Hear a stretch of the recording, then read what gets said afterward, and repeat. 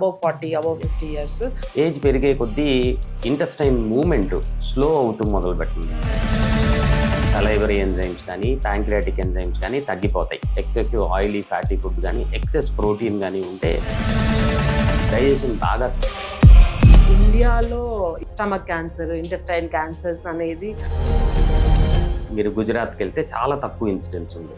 ఆ ఏరియాలో Helicobacter pylori అనే ఒక బ్యాక్టీరియల్ ఇన్ఫెక్షన్ ఇన్సిడెన్స్ని బట్టి సింప్టమ్స్ ఎలా ఉంటాయి మిగిలిన ఇన్ఫెక్షన్స్ లాగా వామిటింగ్, డయేరియా వచ్చి తగ్గిపోయేది కాదు.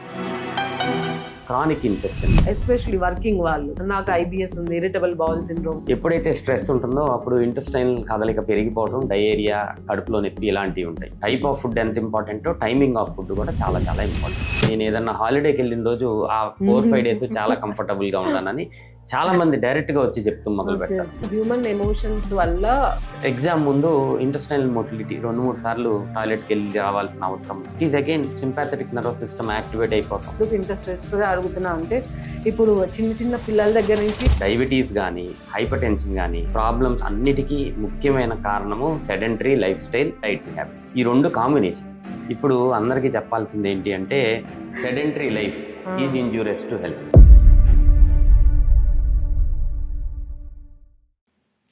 Hi friends, welcome back to our podcast. నేను మీ డాక్టర్ వాణి అండ్ ఈరోజు పాడ్కాస్ట్లో మనతో ఉన్నారు ప్రముఖ గ్యాస్ట్రో ఎంట్రాలజిస్ట్ అండ్ హెపటాలజిస్ట్ అయిన doctor Somashekar Rao garu. Is working in Yashoda hospitals, హైటెక్ City. Welcome to our podcast doctor garu. Thank you అండి. డాక్టర్ గారు, మీరు as a gastroenterologist you're working కదా, సో రోజువారీ మీ ఓపీడీలో మీరు కామన్గా చూసే ప్రాబ్లమ్స్ ఏంటండి? మోస్ట్ కామన్గా ఇండైజెషన్ అని ఎక్కువ మందిని చూస్తామండి. ఎక్కువ మంది నాకు సరిగా డైజెషన్ అవ్వట్లేదు అంటే మల్టిపుల్ ప్రెజెంటేషన్స్ ఉంటాయి వీళ్ళల్లో. కొంతమందికి కడుపు ఉబ్బరాన్ని ఇండైజెషన్ అంటారు, కొంతమంది మోషన్ ఫ్రీగా అవ్వకపోవటాన్ని ఇండైజెషన్ అంటారు, ఎక్కువగా త్రేన్పులు వచ్చేవాళ్ళు ఇండైజెషన్ అని చెప్తారు. సో మల్టిపుల్ ప్రెజెంటేషన్స్ ఉంటాయి. బట్ మెయిన్ కంప్లైంట్ వచ్చి చెప్పినప్పుడు నాకు ఇండైజెషన్ ఉంది, నాకు ఫుడ్ సరిగ్గా అరగట్లం లేదు అనేది మేజర్ కంప్లైంట్ ఉంటుంది. బట్ వీళ్ళల్లో మనం సబ్సెట్ డివైడ్ చేసుకుంటే యాసిడ్ రిఫ్లెక్స్ ఉన్నవాళ్ళు, పెప్టిక్ అల్సర్ డిసీజ్ ఉన్నవాళ్ళు, ఇంటెస్టైనల్ మోటిలిటీస్లో ఈ కాన్స్టిపేషన్ ఉన్నవాళ్ళు, అబ్డామినల్ బ్లోటింగ్, ఇలా మల్టిపుల్ ప్రెజెంటేషన్స్ ఉంటాయి. కానీ మేజర్గా వాళ్ళు వచ్చి చెప్పే ఒకటే ఒక వర్డ్ ఇండైజెషన్. సో కామన్గా ఇండైజెషన్ అని చెప్పొస్తారు. ఇట్లా జనరల్గా ఈ ఇండైజెషన్, సో ఇలాంటి గట్ ప్రాబ్లమ్స్ ఎక్కువ పెద్దవాళ్ళకి వస్తుంటాయి కదా, అబౌవ్ 40, అబౌవ్ 50 years. సో మీరు కూడా పెద్దవాళ్ళని చూస్తుంటారా రెగ్యులర్గా? డెఫినెట్గా మెజారిటీ ఆఫ్ ద పీపుల్ పెద్దవాళ్ళలో మనం చూస్తామండి. కానీ ఈ మధ్య కాలంలో యంగ్స్టర్స్ని కూడా మనము ఈ ప్రాబ్లమ్స్తో చూస్తాం జరుగుతుంది. యంగ్స్టర్స్ అంటే సమ్మన్ బిట్వీన్ 20 to 40 years కూడా మనకి ఇలాగా ఇండైజెషన్ ప్రాబ్లమ్స్ లేకపోతే యాసిడ్ రిలేటెడ్ ప్రాబ్లమ్స్తో మనం చూస్తాం జరుగుతుంది. ప్రీడామినెంట్గా పెద్దవారిలో మనం చాలా కామన్గా మనం చూసే ప్రాబ్లం ఇండైజెషన్ అనేది. కానీ ఈ మధ్య కాలంలో ఈ ఫుడ్ హ్యాబిట్స్, పిల్లలందరూ బయట తినటము ఇలా ఎక్కువైపోవటం వల్ల యంగ్స్టర్స్లో కూడా మనం ఈ ఇండైజెషన్ ప్రాబ్లమ్స్, గ్యాస్ట్రిక్ ఇష్యూస్ చూస్తాం జరుగుతుంది. సో యంగ్ వాళ్ళు కూడా ఈ మధ్య అదే మీరు అన్నట్టు ఇప్పుడున్న జంక్ ఫుడ్స్, డైటరీ హ్యాబిట్స్ కానీ స్ట్రెస్ఫుల్ లైఫ్ స్టైల్ కానీ ఈ అన్నిటి వల్ల మనం యంగ్స్టర్స్ లో కూడా మనం డెఫినెట్ గా ఈ గ్యాస్ట్రిక్ ప్రాబ్లమ్స్, ఈ ఎసిడిటీ ఇష్యూస్ చాలా మందిలో, ఇండైజెషన్ చాలా మందిలో చూస్తాం జరుగుతుంది. అండ్ ఇంకోటి అదే మనం అనుకున్నట్టు ఇట్లా పెద్దవాళ్ళలో ఇండైజెషన్ ప్రాబ్లమ్స్, ఇంకోటి ఇది అంటే ఏజ్ పెరిగే కొద్దీ వాళ్ళకి ఈ జీర్ణశక్తి అనేది తగ్గుతుందా? నిజమేనా అది, లేదంటే ఆలాపన అట్లా?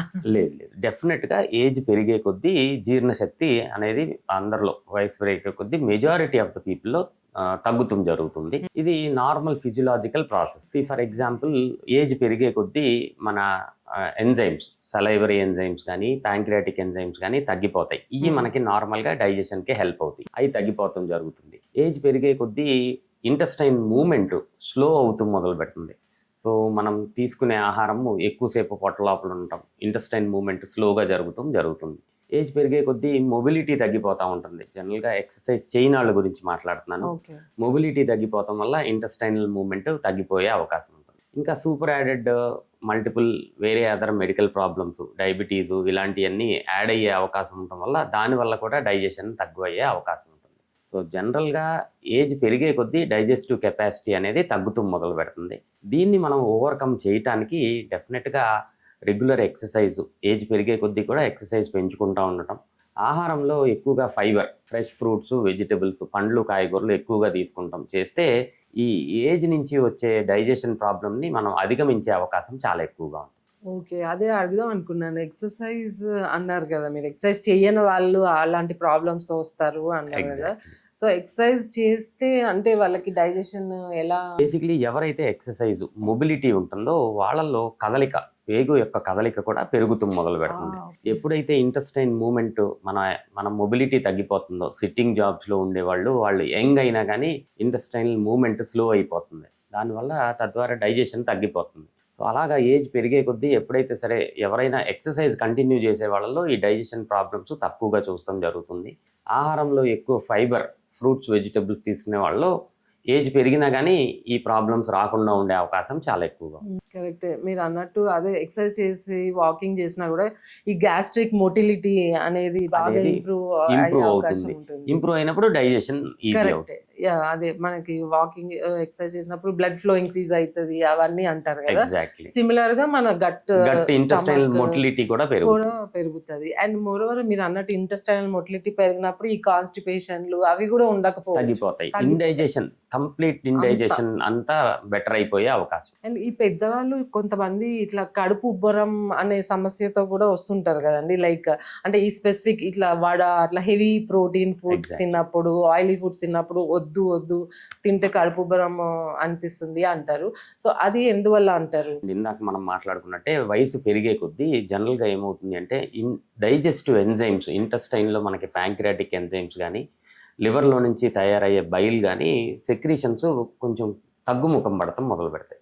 ఈ ఎంజైమ్స్, ఈ బైల్ జ్యూస్ మనకి డైజెషన్కి హెల్ప్ చేస్తుంది. ఎప్పుడైతే ప్రోటీన్ బ్రేక్ డౌన్ తగ్గిపోతుందో, సో క్వాంటిటీ ఆఫ్ ప్రోటీన్ వాళ్ళు తీసుకునే అమౌంట్ ఎక్కువ తీసుకోలేకపోతారు. ఈవెన్ సేమ్ థింగ్ ఫ్యాట్ కానీ, ఆయిలీ ఫుడ్ కానీ అది బ్రేక్ డౌన్ చేయటం కొంచెం డిఫికల్ట్గా ఉంటుంది ఎంజైమ్స్ తగ్గుతాం వల్ల. So heavy meals, heavy food ఏదైనా సరే, ఎక్సెసివ్ ఆయిలీ ఫ్యాటీ ఫుడ్ కానీ, ఎక్సెస్ ప్రోటీన్ కానీ ఉంటే డైజెషన్ బాగా స్లో అయ్యే అవకాశం పెద్దవారిలో మనం ఎక్కువ మందిలో చూసే అవకాశం ఉంటుంది. So similar thing again small quantity multiple times. ఇది జనరల్గా ఎలా అంటే ఒక్కసారే heavy meals only 2 meals per day కాకుండా పెద్దవారు వయసు పెరిగే కొద్దీ small quantity food easily digestible multiple times తీసుకుంటే ఈ డైజెషన్ ప్రాబ్లమ్స్ని అధిగమించే అవకాశం పెద్దవారిలో చాలా ఎక్కువగా ఉంది. అదే వాళ్ళకి ఎంజైమ్స్ అనేవి తగ్గడం వల్ల వాళ్ళకి ప్రాబ్లమ్ ఆ అరుగుదల శక్తి అనేది కూడా తగ్గే అవకాశం ఉంటుంది. దానివల్ల ఈ కాన్సిక్వెన్సెస్ కడుపు ఉబ్బరము, అరగకపోవడం ఇవన్నీ వస్తుంటాయి. అండ్ మోరోవర్ మనం వింటుంటాము వాళ్ళ ఆకలి కూడా ఒక్కొక్కసారి అంత లేదు అంటుంటారు పెద్దవాళ్ళు. సో అది కూడా దీనివల్ల అంటారా? డెఫినెట్గా ఏజ్ పెరిగే కొద్దీ ఇంటెస్టైనల్ లైనింగ్లో మార్పులు రావటం జరుగుతుంది. మన ఇంటెస్టైన్ లోపల ఉన్న గుడ్ బ్యాక్టీరియా, గట్ మైక్రోబయోమ్ అంటున్నాం మనం, అది మార్పులు చేస్తాం జరుగుతుంది. ఈ అన్నిటి వల్ల మన బాడీలో హార్మోన్స్ అవి కూడా చేంజెస్ జరుగుతూ ఉంటాయి. ఇలా జరుగుతున్నప్పుడు ఆకలి మందగించటం, తక్కువ ఉండటం డెఫినెట్గా జరుగుతుంది. ఈ అన్నిటికీ ఎడిటివ్ ఫ్యాక్టర్స్ ఇందాక నేను చెప్పినట్టు మొటిలిటీ, మూమెంట్ తగ్గిపోవటం వల్ల పేగు యొక్క కదలిక తగ్గిపోతాం. దీనివల్ల ఆకలి మందగించటం అనేది మనం జనరల్గా ఏజ్ పెరిగే కొద్దీ మనం అబ్జర్వ్ చేస్తాం జరుగుతుంది. సేమ్ ఇంట్లో ఒక డిఫరెంట్ ఏజ్ గ్రూప్స్ వాళ్ళు ఉన్నా కూడా మనం చూసినట్లయితే కొంచెం పెద్దవాళ్ళు వాళ్ళ క్వాంటిటీస్ అనేవి కొంచెం తక్కువ ఉంటాయి, లేదంటే ఒక మీల్ స్కిప్ చేసేస్తూ ఉంటారు. సో ఇలా అన్ని చేస్తుంటారు జరుగుతుంది. సో వాళ్ళ అదే మీరు అన్నట్టు ఫిజియోలాజికల్ చేంజెస్ డెఫినెట్ గా ఉంటాయి. ఇది పెథాలజీ, ఫిజియోలాజికల్ చేంజెస్ అంటే ఎక్సెసివ్ గా సడన్ గా డ్రాస్టిక్ వెయిట్ లాస్ అనేది జరగదు వీళ్ళల్లో. చాలా స్లోగా వెయిట్ లాస్ ఉంటుంది, కొంచెం మజిల్ లాస్ కూడా ఉండొచ్చు. డ్రాస్టిక్ గా ఎవరైనా సరే వయసు పెరిగిన వాళ్ళల్లో వెయిట్ లాస్ ఉండటం కానీ, కంప్లీట్ గా ఆకలి మందగించిపోయింది అసలు పెరగట్లేదు అంటే ఇది పెథలాజికల్. అంటే ఏదో ఒక ప్రాబ్లం ఉంది, వీళ్ళని మనం ఇన్వెస్టిగేట్ చేయాల్సిన అవసరం ఉంది అని అర్థం. చిన్న మార్పులు చేసుకుని స్మాల్ క్వాంటిటీ మీల్స్ తిన్న వెంటనే ఒక 10 నిమిషాలు నార్మల్ వాకింగ్ చేస్తే డైజెషన్ అవుతుంది అంటే this is only physiological change అని అర్థం. ఏ ప్రాబ్లం ఏమి ప్రయత్నాలు చేసినా కానీ ఇంకా ఆకలి మందగించిపోవటం, బరువు డ్రాస్టిక్గా తగ్గిపోవటం, అంటే 10% of weight loss in a month అలాంటిది ఏదన్నా ఉంటే ఏదో ఒక ప్రాబ్లం లోపల ఉంది, ఇది ఏదో పెథాలజీ ఉంది అని మనం ఐడెంటిఫై చేయాల్సిన అవసరం ఉంది. ఈ రెండింటిని డిఫరెన్షియేట్ చేయడం చాలా చాలా ఇంపార్టెంట్. ఇది చాలా ఇంపార్టెంట్ పాయింట్. అదే ఏదో వయసు మీద పడుతుంది కదా అని ఆకలి తగ్గిపోయింది అని లైట్ తీసుకోకుండా ఎగ్జాక్ట్ డ్రాస్టిక్ వెయిట్ ప్లాస్టిక్ అదే బరువు తగ్గిపోవడము తగ్గిపోవడము ఉన్నా సడన్ కానీ గా అండ్ ఎక్కువ సార్లు ఆకలేట్లా అని మరీ ఎక్కువగా కంప్లైంట్ అలా ఉంది అంటే చేస్తున్నట్లయితే డెఫినెట్ గా ఇది పెథాలజీ. ఇది సమ్ మెడికల్ ప్రాబ్లమ్ ఉండొచ్చు. సో కంపల్సరీ డాక్టర్ కి చూపించాల్సిన అవసరం ఉంది, పెద్దవాళ్ళైనా సరే. ఇది చాలా ఇంపార్టెంట్ పాయింట్. కొంతమంది ఏజ్ వల్ల ఆకలేయట్లేదు, చాలా మంది అలాగే అనుకుంటారు. తినట్లే కాబట్టి వెయిట్ కూడా లాస్ అవుతున్నాం కదా అని అట్లా అనుకుంటారు. కానీ అండర్లయింగ్ ప్రాబ్లమ్స్ కొన్ని మిస్ అయ్యే అవకాశం చాలా ఎక్కువ. కరెక్ట్, చాలా చాలా ఇంపార్టెంట్ అండి. అండ్ ఇంకోటి ఈ పెద్దవాళ్ళు ఇప్పుడు మనం అనుకున్నట్టు మొటిలిటీ తగ్గడం వల్ల కొంచెం ఎక్కువ సేపు ఇంట్లోనే ఉంటుంటారు కదా. సో వాళ్ళకి ఈ కాన్స్టిపేషన్, బౌల్ మూవ్మెంట్స్ అనేవి ఎక్కువగా తగ్గకపోవడము ఇట్లాంటి ప్రాబ్లమ్స్ వస్తుంటాయి. అండ్ మోర్ ఓవర్ వాళ్ళకి తెలిసి ఉంటుంది ఇన్ని ఇయర్స్ లైఫ్లో ఈ ట్యాబ్లెట్ తీసుకుంటే మోషన్ ఫ్రీగా వస్తుంది, ఇలా చేస్తే మోషన్ ఫ్రీగా వస్తుంది అని లాక్సేటివ్స్ మీద డిపెండ్ అయిపోతుంటారు. సో అది కంటిన్యూస్గా వేసుకోవడం వల్ల మంచిదే అంటారా? లాంగ్ టర్మ్ దీర్ఘకాలికంగా లాక్సేటివ్స్ అనేది వాడకూడదు. అది ఎవరికి మంచిది కాదు, పెద్దవారిలో అసలు మంచిది కాదు.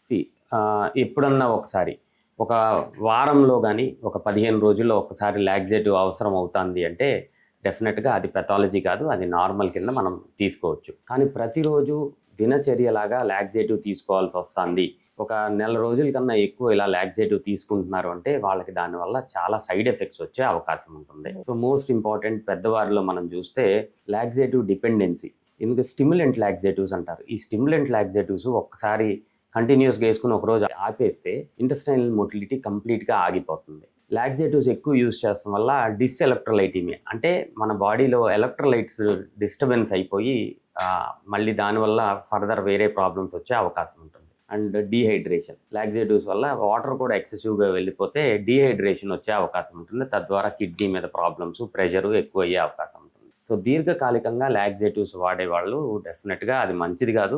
ఎందుకు వాడాల్సి వస్తుంది అనేది మనం కంపల్సరీ ఎవాల్యుయేట్ చేసుకుని దాన్ని స్పెసిఫిక్గా ట్రీట్ చేయాల్సిన అవసరం ఉంటుంది. మనం లాక్సేటివ్స్లో నాన్ హ్యాబిట్ ఫార్మింగ్ లాక్సేటివ్స్ అని మనకి జనరల్గా ఫైబర్ సప్లిమెంట్స్, ఇవి ఈ మధ్య పాలిథిలిన్ గ్లైకాల్ విత్ ఫైబరు ఇలాంటి కాంబినేషన్ వస్తుంది.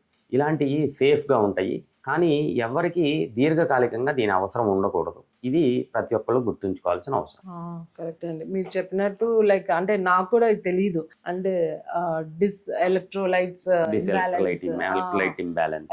ఇంబ్యాలెన్స్ అవుతుంది లాక్సేటివ్స్ వాడడం వల్ల, డీహైడ్రేషన్ ఇవన్నీ తెలియదు. ఏదో వాళ్ళు అది ఇంటెస్టైనల్ మొబిలిటీని రివర్స్ చేస్తున్నారు అలాంటిది కొంచెం యాజ్ అ నార్మల్ డాక్టర్ గా తెలుసు. కానీ బట్ ఇలా ఎలక్ట్రోలైట్ ఇంబ్యాలెన్స్, డీహైడ్రేషన్ ఇవన్నీ ఎస్పెషల్లీ పెద్దవాళ్ళు ఇంకా డేంజరస్ అవకాశం ఉంటుంది. దీనివల్ల కిడ్నీస్ యూరియా క్రియాటినిన్ మీద ఎఫెక్ట్ అయ్యే అవకాశం ఉంటుంది. సో ఇలా లాక్సేటివ్స్ అదే మోషన్ ఫ్రీగా రావడానికి టాబ్లెట్స్ కంటిన్యూస్ గా ఒక నెలలు సంవత్సరాలు వేసుకుంటున్నట్లయితే మాత్రం మీకు కంపల్సరీ ఎందుకు అలా వేసుకోవాల్సి వస్తుంది అనేది ఎవాల్యుయేట్ చేసుకోవాలి. అండ్ వన్ మోర్ పాయింట్ ఇక్కడ చెప్పదలుచుకున్నానంటే recent change in bowel habits. For example పెద్దవారు 50 సంవత్సరాలు పైబడిన వాళ్ళు ఎవరైనా సరే ఇంతకు ముందు మోషన్ నార్మల్ గా ఉండి సడన్ గా లూజ్ మోషన్స్ కానీ సడన్ గా కాన్స్టిపేషన్ కానీ recent onset change in bowl habit అంటా నేను. ఇలాంటిది ఏదైనా ఉంది అంటే పెద్ద పేగు లోపల ప్రాబ్లం ఉండే అవకాశం ఉంది.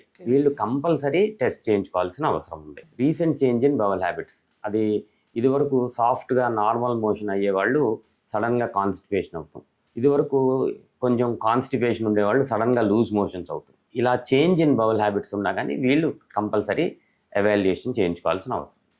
ఇది కూడా చాలా ఇంపార్టెంట్. అంటే మీరు అంటే సడన్ గా ఈ మధ్య కాలంలో అంటే మోషన్ రెగ్యులర్ గా ఉండి సడన్ గా కాన్స్టిపేషన్ కొన్ని వారాలుగా మీరు ఫేస్ చేస్తున్నా కూడా, లేదంటే ఫ్రీక్వెంట్ గా ఎక్కువ సార్లు మోషన్ పాస్ చేయాల్సిన అవసరం వచ్చినట్లయితే కూడా మీరు compulsory doctor red flag science అని చెప్పుకోవాల్సిన అవసరం ఉంటుంది. ఇది అందరూ జాగ్రత్తగా ఉండాలి, టెస్ట్ చేయించుకోవాల్సిన అవసరం. అది మీరు అన్నట్టు పెద్ద పేగులో సమ్ ప్రాబ్లం ఉండే అవకాశం ఉండొచ్చు. ఇది చాలా ఇంపార్టెంట్. అంటే మనకి ఏదో సూపర్ఫిషియల్ అండ్ హాఫ్ నాలెడ్జ్ ఉంటుంది అందరికి. సో ఇంత డీప్గా ఏముందిలే ఒకసారి అంటే అప్పటి వరకు మోషన్ రాని వాళ్ళకి సడన్గా మోషన్ ఫ్రీగా 2-3 టైమ్స్ వస్తుంటే అది మంచిదే కదా అనుకుంటారు. ఎగ్జాక్ట్లీ. కానీ అలా సడన్ గా చేంజెస్ ఉంటే ఏదన్నా చిన్న ప్రాబ్లం ఉండే అవకాశం ఉంది. దీన్ని ఎవాల్యుయేట్ చేయించుకోవాల్సిన అవసరం. సో ఇంకోటి ఈ మనం అంటే పెద్దవాళ్ళ గురించి మాట్లాడుకుంటున్నాం కాబట్టి వాళ్ళకి అంటే ఈ టైమింగ్కే మీల్స్ చేయాలి అట్లా ఏమన్నా ఉంటుందా? అంటే వాళ్ళకి ఎస్పెషలీ ఈ టైం అంటే 8 o'clockకే రోజు మీల్స్ చేస్తే వాళ్ళకి బెనిఫిట్ ఉంటుందా? డెఫినెట్గా పెద్దవారు చిన్నవారు అని కాకుండా ఎవరైనా సరే మీల్ హ్యాబిట్, నిద్ర, మీల్ టైమింగు, నిద్ర టైమింగు ఒక కాన్స్టెంట్ టైం కనుక మనం మెయింటైన్ చేయగలిగితే మన ఇంటెస్టైన్కి, మన ఇంటెస్టైనల్ హెల్త్కి మనం మంచి చేసిన వాళ్ళం అవుతాం. బేసిక్లీ మన ఇంటెస్టైన్ కానీ మన బాడీ ఒక టైమింగ్కి అలవాటు పడిపోతుంది. ఈ టైంకి మనం ఆహారం తీసుకుంటాము అని అలవాటు పడిపోయిన తర్వాత దానికి అలవాటు అయితే డైజెషన్ కానీ మిగిలిన డైజెస్టివ్ హెల్త్ కానీ పర్ఫెక్ట్గా ఉండే అవకాశం ఉంటుంది. ఒకవేళ కనుక మనం ఇలా టైమింగ్స్ మెయింటైన్ చేయకపోతే అది మన గట్ హెల్త్ మీద, మన జనరల్ హెల్త్ మీద ఎఫెక్ట్ చూపించే అవకాశం ఉంటుంది. ఎప్పుడైతే టైమింగ్స్ స్పెసిఫిక్గా మనం టైమింగ్స్ మెయింటైన్ చేయకపోతే, అంటే 8 అంటే ఎగ్జాక్ట్ 8 అవ్వాల్సిన అవసరం లేదు. 8 అంటే 8 to 9 మధ్యలో ఒక బ్రేక్ఫాస్ట్ తీసుకుంటాం.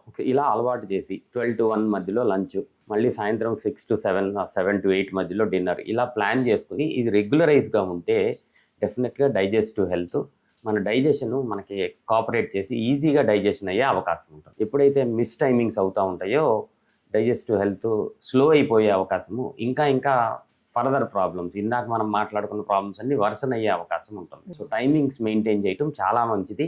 పెద్దవారిలో డెఫినెట్గా చాలా మంచిది. ఈవెన్ అన్ని వయసుల వాళ్ళు, పిల్లలు కూడా టైమింగ్ ఆఫ్ ఫుడ్ చాలా ఇంపార్టెంట్. టైప్ ఆఫ్ ఫుడ్ ఎంత ఇంపార్టెంటో టైమింగ్ ఆఫ్ ఫుడ్ కూడా చాలా ఇంపార్టెంట్. అవును, కరెక్టే. అది అంటే మీరు అన్నట్టు మన బాడీ, మన ఇంటర్నల్ సిస్టమ్, డైజెస్టివ్ సిస్టమ్ అంతా ఒక క్లాక్ లాగా పనిచేస్తూ ఉంటుంది. ఆ క్లాక్ ప్రకారం మనం వెళ్తే దాని హెల్త్ అది మెయింటైన్ చేస్తుంది. ఎప్పుడైతే డిస్టర్బెన్సెస్ వస్తాయో దాని ఎఫెక్ట్ జనరల్ హెల్త్ మీద. మీరు ఫుడ్ టైమింగ్ సరిగా లేకపోతే నిద్ర డిస్టర్బెన్స్ ఉంటుంది, నిద్ర టైమింగ్ సరిగా లేకపోతే డైజెస్టివ్ డిస్టర్బెన్స్ ఉంటుంది. ఇవన్నీ ఇంటర్లింక్డ్ ఉంటాయి కాబట్టి timing is definitely very important. మన బయోలాజికల్ క్లాక్ ఒక టైమింగ్కి సెట్ చేసుకుంటే దాని ప్రకారం నడుస్తూ ఉంటుంది. మీరు ఆ టైంకి తినకపోయినా ప్రాబ్లమే. సో డిఫరెన్సెస్ అంటే డైజెస్టివ్ హెల్త్లో ప్రాబ్లమ్స్ వచ్చే అవకాశం ఉంది. So better stick to the time. సిస్టమాటిక్గా ఉంటే బెటర్. మామూలుగా ఇప్పుడు మనము హాస్టల్స్లో చిన్నపిల్లల బోర్డింగ్ స్కూల్స్లో వాటిలలో చూస్తాం కదా, 8 అంటే 8కి అందరూ వెళ్ళిపోతారు డిన్నర్కి అని. సో టైమింగ్స్ మెయింటైన్ చేస్తారు కొన్ని సిస్టమాటిక్ డిసిప్లిన్, ఫుడ్ టైమింగ్స్ కూడా డిసిప్లిన్ చాలా important. So there is a scientific reason behind it.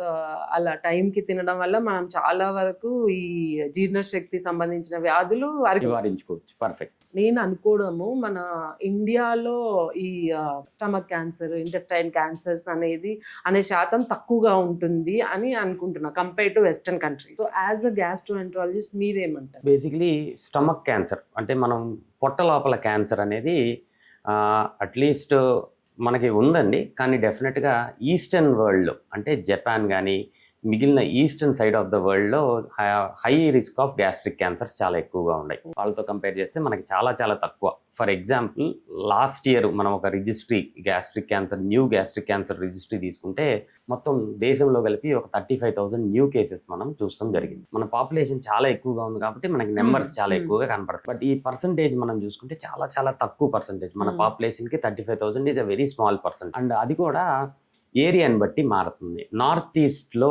చాలా ఎక్కువ ఇన్సిడెన్స్ ఆఫ్ గ్యాస్ట్రిక్ క్యాన్సర్ ఉంది. అదే western part of the country మీరు గుజరాత్కి వెళ్తే చాలా తక్కువ ఇన్సిడెన్స్ ఉంది. సో ఇలా టైప్ ఆఫ్ ఫుడ్ బట్టి ఆ ఏరియాలో హెలికోబాక్టర్ పైలోరీ అనే ఒక బ్యాక్టీరియల్ ఇన్ఫెక్షన్ ఇన్సిడెన్స్ని బట్టి ఈ ఏరియా మన ఇండియాలోనే ఏరియాస్ బట్టి ఇన్సిడెన్స్ డిఫరెన్స్గా ఉన్నాయి. హెలికోబాక్టర్ పైలోరీ ప్రివలెన్స్ అధికంగా ఉన్న చోట్ల and type of food habit, smoked food ఎక్కువగా తీసుకునే చోట్ల ఈ గ్యాస్ట్రిక్ క్యాన్సర్ కొన్ని genetic predominance. So mostly eastern part of ఇండియాలో జీన్స్ టువర్డ్స్ గ్యాస్ట్రిక్ క్యాన్సర్ ఉన్నాయి. సో అదర్ పార్ట్స్లో తక్కువ ఉన్నాయి. సో గ్యాస్ట్రిక్ క్యాన్సర్ అనేది అరుదుగానే చూస్తాం జరుగుతుంది. కానీ మనకి హెలికోబాక్టర్ పైలోరీ ఇన్సిడెన్స్ చాలా ఎక్కువగా ఉంది. ఈ ఇన్సిడెన్స్, ఈ హెలికోబాక్టర్ పైలోరీ ఇన్ఫెక్షన్ ఎక్కువ అవటం వల్ల ఇదివరకు కన్నా ఇప్పుడు గ్యాస్ట్రిక్ క్యాన్సర్ కేసెస్ అధికంగా చూస్తాం జరుగుతుంది. సో అంతకు ముందు 5 సంవత్సరాలకి కంపేర్ చేసుకుంటే ఇప్పుడు నెంబర్ ఆఫ్ గ్యాస్ట్రిక్ క్యాన్సర్స్ పెరుగుతూ జరిగింది. అసలు లేదు అని మనం మాట్లాడకూడదు. హెలికోబాక్టర్ పైలోరీ ఇన్సిడెన్స్ చాలా ఎక్కువగా ఉంది కాబట్టి గ్యాస్ట్రిక్ క్యాన్సర్ కూడా పెరిగే అవకాశం ఉంది. ముందుగానే ఈ హెలికోబాక్టర్ పైలోరీ ఇన్ఫెక్షన్ని ట్రీట్ చేసుకుంటాం, ఈ గ్యాస్ట్రిక్ క్యాన్సర్ రాకుండా అరికట్టుకునే అవకాశం కూడా చాలా ఎక్కువగా ఉంది. సో ఇప్పుడు మీరు అన్నట్టు ఈ రీసెంట్గా క్యాన్సర్ కేసెస్ అయితే పెరుగుతున్నాయి. ఓకే అండి.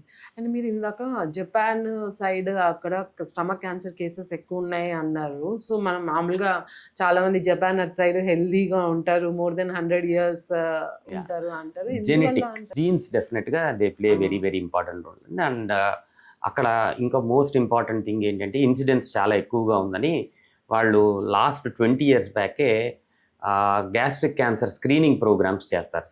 జపాన్లో 35 years to 40 years మధ్యలో ఉన్న వాళ్ళందరికీ డెఫినెట్గా గ్యాస్ట్రోస్కోపీ, ఎండోస్కోపీ అనేది కంపల్సరీ చేస్తారు.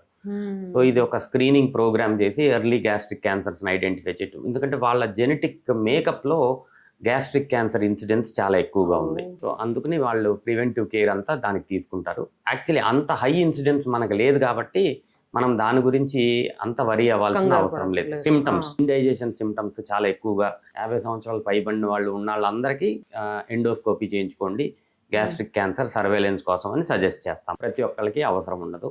అండ్ హెలికోబాక్టర్ పైలోరీ ఇన్ఫెక్షన్ అనేది చాలా ఎక్కువగా ఉంది. కలుషితమైన ఆహారం నీరు నుంచి వస్తూ ఉంటుంది, బయట ఆహారం తీసుకుంటూ ఎక్కువైపోయింది.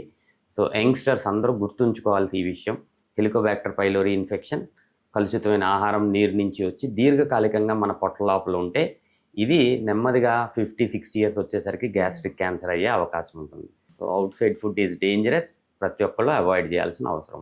సో ఈ హెలికోబాక్టర్ పైలోరీ ఇన్ఫెక్షన్ అనేది అంటే అసలు అంటే వాటి సిమ్టమ్స్ ఎలా ఉంటాయి అంటారు? మోస్ట్లీ హెలికోబాక్టర్ పైలోరీ అనేది ఒక బ్యాక్టీరియల్ ఇన్ఫెక్షన్.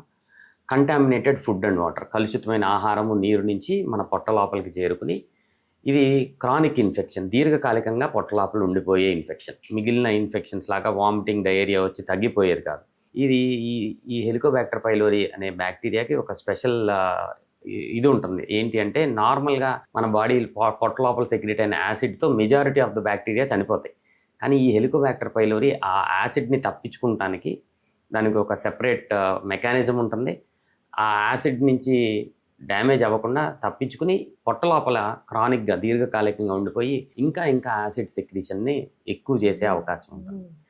సో దీర్ఘకాలికంగా హెలికోబాక్టర్ పైలోరీ ఇన్ఫెక్షన్ ఉంటే కడుపు ఉబ్బరం, తేన్పులు ఎక్కువ రావటం, కడుపులో మంట రావటం, ఇలాంటి సిమ్టమ్స్ వచ్చే అవకాశం ఉంటుంది. జనరల్గా దీన్నే మన కొంతమంది డిస్పెప్సియా, అసిడిటీ ఇలాంటివి చెప్తా ఉంటారు. సో ఇది గ్యాస్ట్రైటిస్ అంటే పొట్ట లోపల పూత కల్పించవచ్చు. ఇంకా వదిలేస్తే నెమ్మదిగా పొట్ట లోపల అల్సర్ అయ్యే అవకాశం, డియోడినం స్మాల్ ఇంటెస్టైన్లో ఫస్ట్ పార్ట్ అక్కడ అల్సర్ వచ్చే అవకాశం, అన్ట్రీటెడ్ గ్యాస్ట్రిక్ అల్సర్, ఈ గ్యాస్ట్రిక్ అల్సర్ని కనుక సరిగ్గా ట్రీట్ చేయకపోతే టైంకి ఇది గ్యాస్ట్రిక్ క్యాన్సర్ అయ్యే అవకాశం ఉంటుంది. సో హెలికోబాక్టర్ పైలోరీ అనేది దీర్ఘకాలికంగా మన పొట్ట లోపల ఉండి ఇన్ని రకాల చెడు దీర్ఘకాలికంగా చేసే అవకాశం ఉంటుంది. So first and foremost prevention, రాకుండా జాగ్రత్తలు తీసుకోవాలి, బయట ఆహారం తీసుకోకుండా. ఒకవేళ పొట్ట లోపల ఉన్నప్పుడు సిమ్టమ్స్ ఉంటే మనం ఎర్లీ డయాగ్నోస్ చేసుకుని ఈ హెలికోబాక్టర్ పైలోరీని 14 days యాంటీబయాటిక్స్, యాంటాసిడ్ కాంబినేషన్తో కంప్లీట్గా ఎరాడికేట్ చేసే అవకాశం. మనం డయాగ్నోసిస్ కన్ఫర్మ్ చేయాలంటే ఎండోస్కోపీ మాత్రం. ఐడియల్గా the best thing is endoscopy and biopsy. అంటే అన్నిటికన్నా ఎక్కువ సెన్సిటివిటీ ఈ టెస్ట్కి ఉంటుంది. జనరల్గా వెస్టర్న్ వరల్డ్లో, వెస్టర్న్ కంట్రీస్లో ఎండోస్కోపీ కాస్ట్లీగా ఉంటుంది కాబట్టి బ్రెత్ టెస్ట్స్ ఇలాంటివి చేస్తారు. మనకి అంత అవసరం లేదు, ఎందుకంటే ఎండోస్కోపీ ఈజే డబుల్ ప్రొసీజర్ కాబట్టి ఎండోస్కోపీ అండ్ బయాప్సీ చేస్తే ఈ హెలికోబాక్టర్ పైలోరీని 100% మనం విత్ హై సెన్సిటివిటీ కనిపెట్టచ్చు. ఓకే. సో అదే మీరు అన్నట్టు ఎవరైనా అంటే పిల్లలు ఇప్పుడు పిల్లలనే కాదు చాలా మంది ఉద్యోగ పరంగా ఒక్కళ్ళే ఉండడము, అటు ఇటు ట్రావెలింగ్ వల్ల జాబ్ రీత్యా వాళ్ళు ట్రావెల్ చేసి హోమ్కి దూరంగా ఉండడం వల్ల అందరూ బయట ఆహారం ఎప్పుడొకప్పుడు తీసుకుంటూ ఉంటారు. కొంతమంది అయితే రెగ్యులర్గా తీసుకుంటూ ఉంటారు, కొంతమంది బికాస్ ఆఫ్ జాబ్, మార్కెటింగ్ వాళ్ళని, సేల్స్ వాళ్ళని. సో అలా తరచుగా బయట తినే వాళ్ళు అండ్ వాళ్ళకి ఎసిడిటీ కానీ ఇట్లా పుల్ల త్రేపులు అట్లాంటివి రెగ్యులర్గా కాన్స్టాంట్గా మీరు అన్నట్టు క్రానిక్ గ్యాస్ట్రైటిస్ అట్లాంటి సిమ్టమ్స్ ఉంటే ఎసిడిటీ ఉంటే ఒక్కసారి గ్యాస్ట్రోఎంట్రాలజిస్ట్కి చూపెట్టుకొని మీకు కనుక హెచ్ పైలోరీ ఇన్ఫెక్షన్ ఉందా లేదా అనేది రూల్ అవుట్ చేసుకోవాలి. బికాజ్ ఆ హెచ్ పైలోరీ ఇన్ఫెక్షన్ మీరు నెగ్లెక్ట్ చేస్తే అది మీకు ఏజ్ అయినాక 40-50 ఇయర్స్ అయినాక అది కాస్త స్టమక్ క్యాన్సర్ అయ్యే అవకాశం ఉంటుందని డాక్టర్ గారు చెప్తున్నారు. సో ఎసిడిటీనే కదా జెలుసిల్ తాగేసి ఉందాము అన్నట్టు నెగ్లెక్ట్ చేయకుండా టెస్ట్ అయితే చేసుకోవాలి కంపల్సరీ. ఎవరైనా సరే జనరల్ గా ఈ ఎసిడిటీ అనగానే ఓవర్ ద కౌంటర్ మెడికేషన్స్ చాలా తీసేసుకుంటున్నారు. కానీ ఈ ఓవర్ ద కౌంటర్ మెడికేషన్ కనుక ఎక్కువ సార్లు అవసరం పడుతుంది, వారంలో 2-3 సార్లు అవసరం పడుతుంది అంటే లోపల ఏదో ప్రాబ్లం ఉంది అని అర్థం చేసుకోవాలి. దానికి అవసరమైన టెస్టులు చేయించుకుంటే డెఫినెట్గా ఇలాంటి మేజర్ ప్రాబ్లమ్స్ నుంచి బయటపడే అవకాశం ఉంటుంది. చాలా ఇంపార్టెంట్. హెచ్ పైలోరీ అంటే ఏదో చదివేటప్పుడు బుక్స్లో థియరటికల్గా అనుకున్నా కానీ ఇంత సీరియస్ ఇంపాక్ట్ ఉంటుంది అని అంత తెలియదు నాకు కూడా. 85% of gastric cancers, 90% of duodenal ulcers ముఖ్యమైన కారణం హెలికోబాక్టర్ పైలోరీ. సో జనరల్ గా మన వాళ్ళందరూ ఏమంటారంటే కారం తినేవాళ్ళు మసాలాలు తినేవాళ్ళకి అల్సర్స్ వస్తాయి అంటారు. ప్లీజ్ అది కరెక్ట్ కాదు. ఇంతమందికి అల్సర్స్ రావడానికి ముఖ్యమైన కారణం హెలికోబాక్టర్ పైలోరీ అనే బ్యాక్టీరియల్ ఇన్ఫెక్షన్. ఇది కలుషితమైన ఆహారం, నీరు నుంచి వస్తుంది. Other than Helicobacter pylori infection pain killer tablets, దీనివల్ల కూడా అల్సర్స్ వచ్చే అవకాశం ఉంటుంది. కొన్ని Ecosprin, క్లోపిడాగ్రిల్, cardiac medication, blood thinners వల్ల కూడా అల్సర్స్ వస్తాయి. బట్ మెజారిటీ మోస్ట్ కామన్ గా హెలికోబాక్టర్. అది బయట ఆహారం తరచుగా తీసుకున్న వాళ్ళకి వచ్చే అవకాశం ఉంటుంది. అండ్ డాక్టర్ గారు లైక్ ఇప్పుడు మళ్ళీ మనం పెద్దవాళ్ళ గురించి మాట్లాడుకున్నట్లయితే వాళ్ళకి ఈ ఆకలి తగ్గిపోవడము, క్వాంటిటీస్ ఆఫ్ ఫుడ్ తక్కువ తీసుకోవడం వల్ల వీళ్ళకి మజిల్ లాస్ అయ్యే అవకాశం ఉంటుందా? యాక్చువల్గా మాట్లాడుకుంటే 40 సంవత్సరాలు పైబడిన తర్వాత, 40 సంవత్సరాలు దాటిన తర్వాత ప్రతి ఒక్కరికి నెమ్మదిగా సార్కోపీనియా, మజిల్ మాస్ అనేది బాడీలో తగ్గుతూ మొదలు పెడుతుంది. ఇది న్యాచురల్ ఏజింగ్ ప్రాసెస్లో ఉండేది. ఎక్సెప్షన్స్ ఉన్నారండి. ఎక్సర్సైజ్ రెగ్యులర్గా చేసేవాళ్ళు, మజిల్ స్ట్రెంథనింగ్ రెగ్యులర్గా చేసే వాళ్ళకి అంత ఎక్కువగా ఉండదు. ఐడియల్గా జనరల్గా అందరి గురించి చెప్తున్నాను. సో మజిల్ లాస్ అనేది ఏజ్ పెరిగే కొద్దీ జరుగుతూ ఉంటుంది. ఎప్పుడైతే ఏజ్ పెరిగే కొద్దీ మజిల్ లాస్ ఉంటుందో, ప్లస్ ఇందాక మనం మాట్లాడుకున్నట్టు డైజెస్టివ్ ఇష్యూస్ స్టార్ట్ అవుతూ మొదలు పెడతాయి. ఎక్సర్సైజ్ లేకుండా సెడెంటరీ లైఫ్ స్టైల్ ఉండే వాళ్ళలో డైజెస్టివ్ ప్రాబ్లమ్స్. సో అప్పుడు వీళ్ళు తీసుకునే ఆహారంలో ప్రోటీన్ కంటెంట్ తగ్గిపోతూ ఉంటుంది. మినరల్స్, మల్టీవిటమిన్స్, మినరల్స్ కూడా ఆటోమేటిక్లీ అబ్జార్ప్షన్ తగ్గిపోవడం జరుగుతుంది. సో ఎప్పుడైతే అబ్జార్ప్షన్ తగ్గుతుందో ఈ ప్రోటీన్ కానీ ఈ ఎనర్జీ ఫుడ్స్ అన్నీ, సో ఆబ్వియస్గా స్లోగా మజిల్ మాస్ తగ్గిపోయే అవకాశం ఉంటుంది. ఇది డెఫినెట్గా ప్రతి ఒక్కరికి జరిగేది. ఎక్సెప్షన్స్ ఎవరు అంటే డెఫినెట్గా ఏ ఏజ్లో అయినా సరే రెగ్యులర్గా ఎక్సర్సైజ్ చేసుకుంటాం, మజిల్ స్ట్రెంథనింగ్, మజిల్ ట్రైనింగ్ చేసుకునే వాళ్ళలో ఇది జరగదు. ఎవరైతే ఈ రెగ్యులర్ ఎక్సర్సైజ్ ఏజ్ పెరిగే కొద్దీ ఎక్సర్సైజులు కూడా చేస్తాం మొదలు పెడుతున్నారో వాళ్ళల్లో సార్కోపీనియా, మజిల్ లాస్ అనేది జరగదు. బట్ రెగ్యులర్గా మనం ఎక్కువ శాతం మందిలో ఈ ఎక్సర్సైజులు ఇలాంటివి చూడం కాబట్టి ఈ 40 ఇయర్స్ తర్వాత నెమ్మదిగా అందరికీ స్టార్ట్ అవుతుంది. ఏజ్ పెరిగే కొద్దీ 60-70 వచ్చేసరికి మజిల్ మాస్ తగ్గిపోతుంది జరుగుతుంది. మనం చాలా కామన్గా చూస్తూ ఉంటాము. ఇది మల్టిపుల్ ప్రాబ్లమ్స్, మల్టిపుల్ థింగ్స్ కాంబినేషన్లో జరుగుతుంది అనమాట. డైజెస్టివ్ ఇష్యూస్, డైజెషన్ తగ్గిపోవటం, తినే ఆహారంలో ప్రోటీన్స్ అయ్యి తగ్గిపోవటం, ఎక్సర్సైజ్ లేకపోవటం, ఈ అన్నిటి వల్ల డెఫినెట్గా మజిల్ మాస్ అనేది తగ్గిపోతుంది. సో ఇలా మజిల్ లాస్ అవ్వడం వల్ల వాళ్ళకి చిన్న దెబ్బ తగిలిన ఫ్రాక్చర్స్ త్వరగా, మల్టిపుల్ ప్రాబ్లమ్స్, కాల్షియం అబ్జార్ప్షన్ తగ్గిపోతుంది, ఐరన్ అబ్జార్ప్షన్ తగ్గిపోతుంది. సో వీళ్ళకి కాల్షియం తగ్గిపోయినప్పుడు బోన్స్ వీక్ అయిపోతాయి. మజిల్ లాస్ అవటం వల్ల ఈజీలీ, అంటే బేసిక్లీ ప్రోటీన్ బాడీలో తగ్గిపోతుంది, మజిల్ తగ్గిపోతుంది అంటే మీ ఇమ్యూనిటీ పవర్ తగ్గిపోతుంది. You are more prone for infections. So ageing process బట్టి ఇన్ఫెక్షన్స్ వస్తున్నాయి, ఇన్ఫెక్షన్స్ మోర్ ప్రోన్ అంటే మన ఇమ్యూనిటీ సిస్టమ్ తగ్గుతుంది. ఈ ఇమ్యూనిటీ తగ్గుతుంది, మజిల్ మాస్ తగ్గిపోతున్నప్పుడల్లా ఇమ్యూనిటీ తగ్గిపోతుంది. సో వీటన్నిటికీ లైక్ ఎక్సర్సైజ్ చేసి muscle strengthening exercises, weight lifting ఇట్లాంటివన్నీ రెగ్యులర్ గా చేసుకుంటే కొంతవరకైనా మెయింటైన్ చేసుకోవచ్చు. మనకి ఆ మజిల్ మాస్ అనేది మళ్ళీ బిల్డ్ చేసుకునే అవకాశం ఉంటుంది. డెఫినెట్ గా యాక్చువల్లీ మజిల్ మాస్ పోకుండా చూసుకుంటాం చాలా ఇంపార్టెంట్. సో 40 ఇయర్స్ వచ్చినప్పుడు జనరల్ గా అందరూ వదిలేస్తారు ఎక్సర్సైజ్ చేయటం అవన్నీ. అండ్ అది ideal time to start doing some strength training, regular exercises start చేసుకుంటే మజిల్ మాస్ పోకుండా చూసుకోవచ్చు. మైల్డ్గా పోయిన మాస్ని మళ్ళీ వెనక్కి తెచ్చుకునే అవకాశం చాలా ఎక్కువగా ఉంటుంది. అది పెద్ద ప్రాబ్లం కానే కాదు. సింపుల్ ఎక్సర్సైజెస్, అందరూ లాగా జిమ్కి వెళ్ళి 100 కేజీలు బరువు ఎత్తాల్సిన అవసరమే లేదు.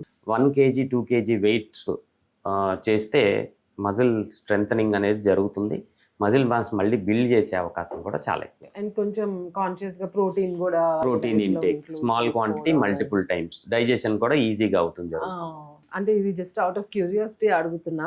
మనం పాతకాలం పూర్వీకులు like exercise, muscle strengthening gyms ఇవన్నీ లేవు కదా డాక్టర్ గారు. సో అంటే వాళ్ళు అంటే ఆ జనరేషన్ లో ఓల్డ్ వాళ్ళు ఎలా మెయింటైన్ చేసేవాళ్ళు? మోస్ట్ ఇంపార్టెంట్లీ ఎక్కువ శాతం మంది పనులు చేసేవాళ్ళు, డెఫినెట్ గా పని చేసేవారు.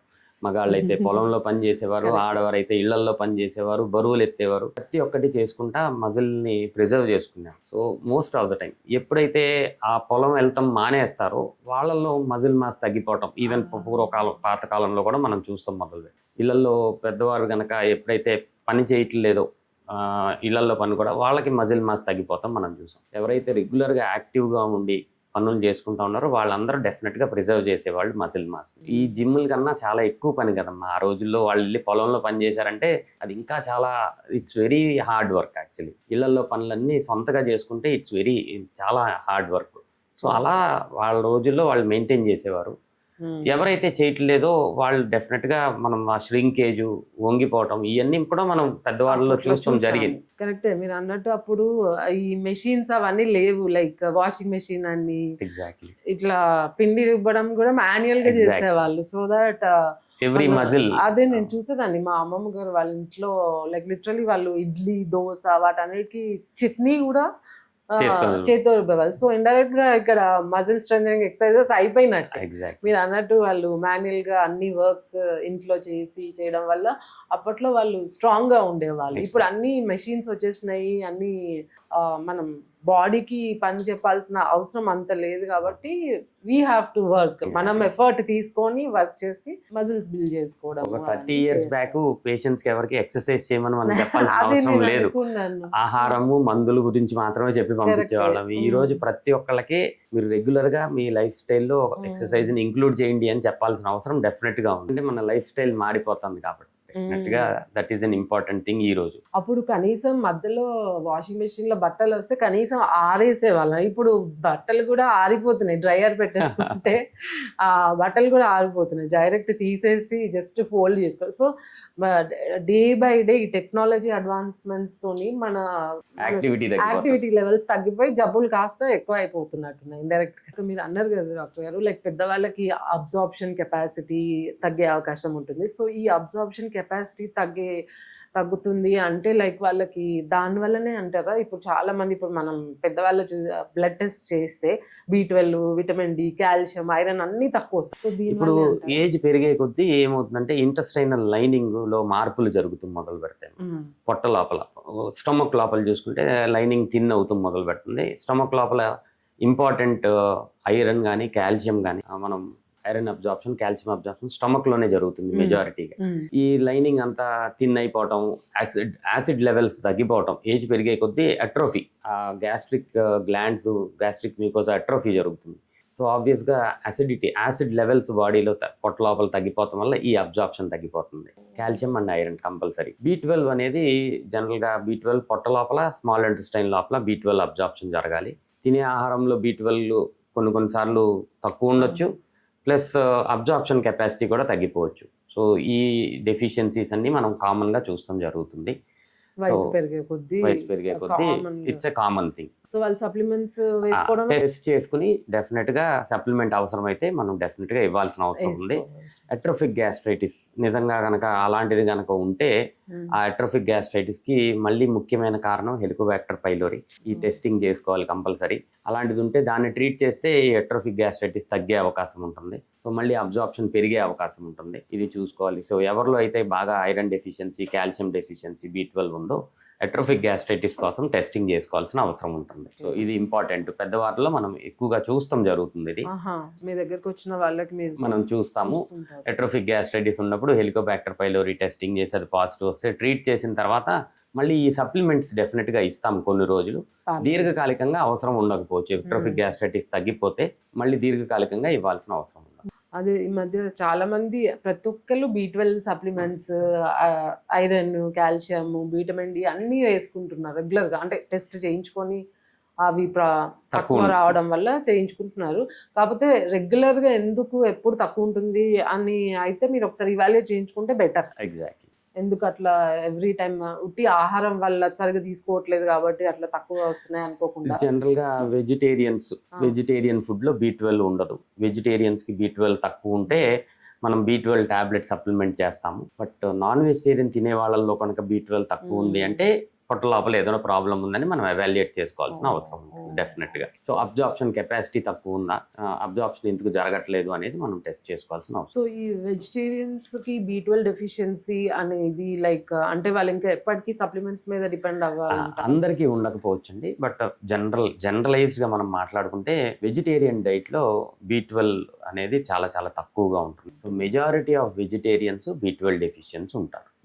సో వాళ్ళకి సప్లిమెంట్ అంటే పర్మనెంట్గా సప్లిమెంట్స్ ఉండాల్సిన అవసరం ఉండదు. కొన్నిసార్లు వీళ్ళకి వాళ్ళ స్టోర్స్ కనుక మనం రీప్లెనిష్ చేస్తే మళ్ళీ అది సైకిల్ ఉంటుంది. మేబీ 5-6 ఇయర్స్కి ఒకసారి చెక్ చేసుకుంటాం. డెఫినెట్గా ఒకసారి తగ్గితే అది మ్యాండేటరీ. సో వెజిటేరియన్స్ ఒక్కొక్క చెక్ చేయించుకొని రెగ్యులర్గా నార్మల్ ఉంటే అవసరం లేదు, తక్కువ ఉంటే ఒక్కొక్కసారి మీరు అన్నట్టు రెప్లెనిష్ చేయించుకొని మళ్ళీ ఒక 5 ఇయర్స్ వరకు కంటిన్యూ సప్లిమెంట్స్ లేకుండా దే కెన్ కంటిన్యూ హ్యాపీలీ, హెల్దీగా ఉంటే వాళ్ళ బాడీ గట్ ఏమి H. pylori ఇన్ఫెక్షన్స్ అట్లాంటివి ఏం లేకపోతే. అండ్ డాక్టర్ గారు లైక్ నేను ఈ మధ్య కాలంలో అంటే ఇప్పుడు మన సిటీస్లో చూసినట్లయితే ప్రతి ఒక్కళ్ళు ఎస్పెషల్లీ వర్కింగ్ వాళ్ళు నాకు IBS ఉంది, ఇరిటబుల్ బౌల్ సిండ్రోమ్ ఉంది అంటారు. సో అది చాలా కామన్ అయిపోయింది. బట్ అది అంటే అది ఎందువల్ల వస్తుంది అంటారా? ఐదర్ జెనెటిక్ అంటారా లేకపోతే వాళ్ళ లైఫ్ స్టైల్ వల్ల అంటారా? ఈ మధ్య కాలంలో లాస్ట్ 20 ఇయర్స్లో ఇరిటబుల్ బౌల్ సిండ్రోమ్ అనేది చాలా చాలా ఎక్కువగా మనం చూస్తాం జరుగుతుంది. So multiple reasons. Most important reason నా ఉద్దేశంలో stressful life style, target oriented, పరిగెత్తాలి, ప్రతి ఒక్కళ్ళు పరిగెత్తుతున్నారు. So it is highly stressful. ఏ జాబ్ అయినా తీసుకోండి మీరు, we are running. Number 1. Number 2, type of food. మనం తినే ఆహారము కంప్లీట్గా న్యాచురల్ ఫుడ్ నుంచి దూరంగా ఆర్టిఫిషియల్ ఫుడ్ లోపలికి వెళ్ళిపోవటం. దీనివల్ల ఏమవుతుందంటే intestinal bacteria, good bacteria in the intestine, gut microbiome అంతా మారిపోవటం జరుగుతుంది. సో ఈ dietary habits, stressful life style, ఈ 2 ముఖ్యమైన కారణంగా IBS కేసెస్ పెరుగుతానికి ముఖ్యమైన కారణంగా నేను చెప్పడం జరుగుతుంది. డెఫినెట్గా ఈ 2 ముఖ్యమైన పాత్ర ప్లే చేస్తాయి. జెనెటిక్ IBS అనేది చాలా చాలా తక్కువ జెనెటిక్గా IBS రావటం. బట్ ఇంకొక పార్ట్ ఈ డైట్ స్ట్రెస్ కాకుండా కొంచెం ఈ యాంగ్జైటీ, డిప్రెషన్ ఇలాంటి మైండ్లో అంటే ఇలాంటి బ్యాక్గ్రౌండ్లో, ఫ్యామిలీ బ్యాక్గ్రౌండ్లో ఇలాంటి ఉన్న వాళ్ళల్లో IBS ఎక్కువగా ఉండే అవకాశం. జెనెటిక్ అని మీరంటే family history of anxiety, depression ఇలా ఉన్న వాళ్ళల్లో IBS ఇన్సిడెన్స్ ఎక్కువ ఉంటుంది. బట్ మెజారిటీ ఆఫ్ దెమ్ ఈ బ్యాక్గ్రౌండ్ లేకుండానే ఇప్పుడున్న స్ట్రెస్ఫుల్ లైఫ్, డైటరీ హ్యాబిట్స్ వల్ల IBS మనం చూస్తుంది జరుగుతుంది. ఇంకోటి నేను విన్నాను, IBS వస్తే ఇంకా లైఫ్ లాంగ్ వాళ్ళు సఫర్ అవుతారు దాంతోనే అని విన్నాను. అలా ఏం ఉండదండి.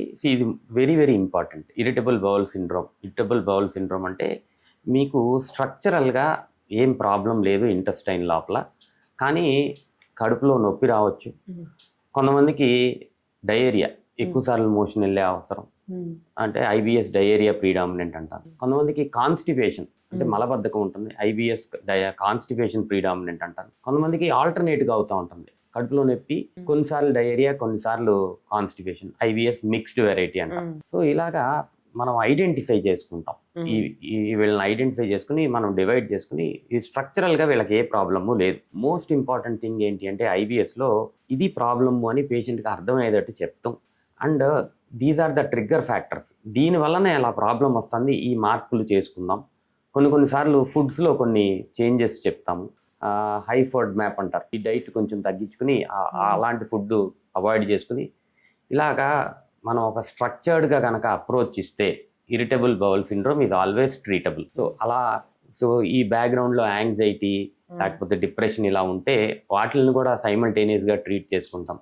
Life style, dietary habits and regular exercise ఇలాంటివన్నీ అలవాటు చేయటం. So it's a cycle. మనం బ్రెయిన్ మన గట్టుని కంట్రోల్ చేస్తుంది, మన గట్టు మళ్ళీ రివర్స్లో మన బ్రెయిన్ని కంట్రోల్ చేస్తుంది. ఎప్పుడైతే స్ట్రెస్ ఉంటుందో అప్పుడు ఇంటెస్టైన్ కదలిక పెరిగిపోవటం, డయేరియా, కడుపులో నొప్పి ఇలాంటివి ఉంటాయి. ఎప్పుడైతే ఇలా జరుగుతుందో మళ్ళీ స్ట్రెస్ పెరిగి ఇది ఒక సైకిల్లా ఉంటుంది. అర్థమయ్యేటట్టు మనం కనుక పేషెంట్కి చెప్పగలిగితే ఈ సైకిల్ని ఒక్క చోట మనం కట్ చేయగలిగితే డెఫినెట్గా మంచి మంచి రిజల్ట్స్ ఇరిటబుల్ బౌల్ సిండ్రోమ్ పేషెంట్స్లో మనం చూస్తాం జరుగుతుంది. సో ఒక్కసారి ఐబిఎస్ ఉంటే లైఫ్ లాంగ్ ఉంటుంది అనేది కరెక్ట్ కాదండి. It is a treatable problem. అంటే చాలా క్లియర్గా ఎక్స్ప్లెయిన్ చేశారు. చాలా మంది ఇంకా ఐబిఎస్ వస్తే కొన్ని ఇంపార్టెంట్ ఈవెంట్స్ కూడా మానేస్తుంటారు, లైక్ ట్రావెల్ వెళ్ళడము. అంటే కొంచెం చాలా మంది పేషెంట్స్ చెప్తారండి ఇలాగా, నేను నాకు సడన్ గా బయటికి వెళ్ళాల్సి వచ్చినప్పుడు నేను టాయిలెట్ కి వెళ్ళాల్సి వస్తుంది, నేను చాలా ప్రాబ్లమ్స్ ఫేస్ చేస్తున్నాను. సో డెఫినెట్ గా వీళ్ళలో పెథాలజీ లోపల ఇంకే ప్రాబ్లం లేదు అని ఎక్స్క్లూడ్ చేసుకుని కన్ఫర్మ్ గా ఇది ఐబిఎస్ మాత్రమే అని డయాగ్నోస్ చేసుకుంటే డెఫినెట్ గా మెడికేషన్స్ తో వీళ్ళని క్లియర్ చేసే అవకాశం. చాలా మంది ఇంతకుముందు మా క్లినిక్స్ ఉన్నప్పుడు యుఎస్ నుంచి అక్కడ నుంచి పేషెంట్స్ కొంతమంది తెలుగు వాళ్ళే చెప్పేవాళ్ళు, వాళ్ళు అక్కడ ఉంటారనే కానీ మేబీ మరి ఎందుకో చాలా మంది సఫర్ అయ్యేవాళ్ళు ఐబిఎస్ సిమ్టమ్స్తోని. వాళ్ళ డైట్ రెస్ట్రిక్షన్ చాలా చేసుకొని అట్లా చాలా మంది సఫర్ అయ్యేవాళ్ళు. ఇప్పుడు మీరు చెప్పినట్టు డాక్టర్స్ మీలాగా వాళ్ళకి క్లియర్గా ఎక్స్ప్లెయిన్ చేసి వాళ్ళకి ఏ వేరియంట్ ఎలా ట్రీట్ చేసుకోవాలి, ఎందువల్ల వస్తుంది అని చక్కగా ఎక్స్ప్లెయిన్ చేసి వాళ్ళకి అవేర్నెస్ పెంచితే ఈజీగా ట్రీట్ చేయొచ్చు. అండ్ విత్ ట్రీట్మెంట్ అదే ప్యారలల్ ట్రీట్మెంట్ తోని ఈజీగా ట్రీట్ చేసేయచ్చు వాళ్ళకి. సో ఐబిఎస్ ఇంకోటి అంటే ఈ స్పెసిఫిక్ ఏజ్ వాళ్ళకే వస్తుంది, అబౌట్ 20 years, అబౌట్ 30 years అట్లా ఏం లేదా? మెజారిటీ మనం 20 to 40 years లో ఎక్కువ శాతం మందిని మనం చూస్తాం జరుగుతుంది. బట్ ఏ ఏజ్ గ్రూప్ లో అయినా రావచ్చండి.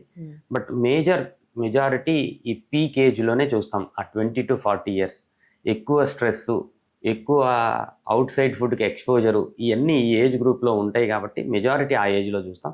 బట్ ఏ ఏజ్లో అయినా చూడొచ్చు, మనం 60 years వాళ్ళల్లో కూడా చూడొచ్చు, 15 years పిల్లల్లో కూడా చూడొచ్చు. But majority would be in 20 to 40 years. అవును, మాక్సిమం ఎక్కువ 30-35 వాళ్ళు. అండ్ ఎక్కువగా మెన్ లో నాకు తెలిసినంత వరకు percentage in men was more అని యాజ్ ఫార్ యాజ్ మైల్డ్ డిఫరెన్సే ఉంటుందండి. సేమ్ మైల్డ్ డిఫరెన్సే ఉంటుంది. మెన్ అండ్ విమెన్ కొంచెం మెజారిటీ మేల్ లో ఎక్కువ ఉండే అవకాశం ఉంటుంది. బట్ ఆల్మోస్ట్ ఈక్వల్ ఉంటుంది. ఓకే అండి.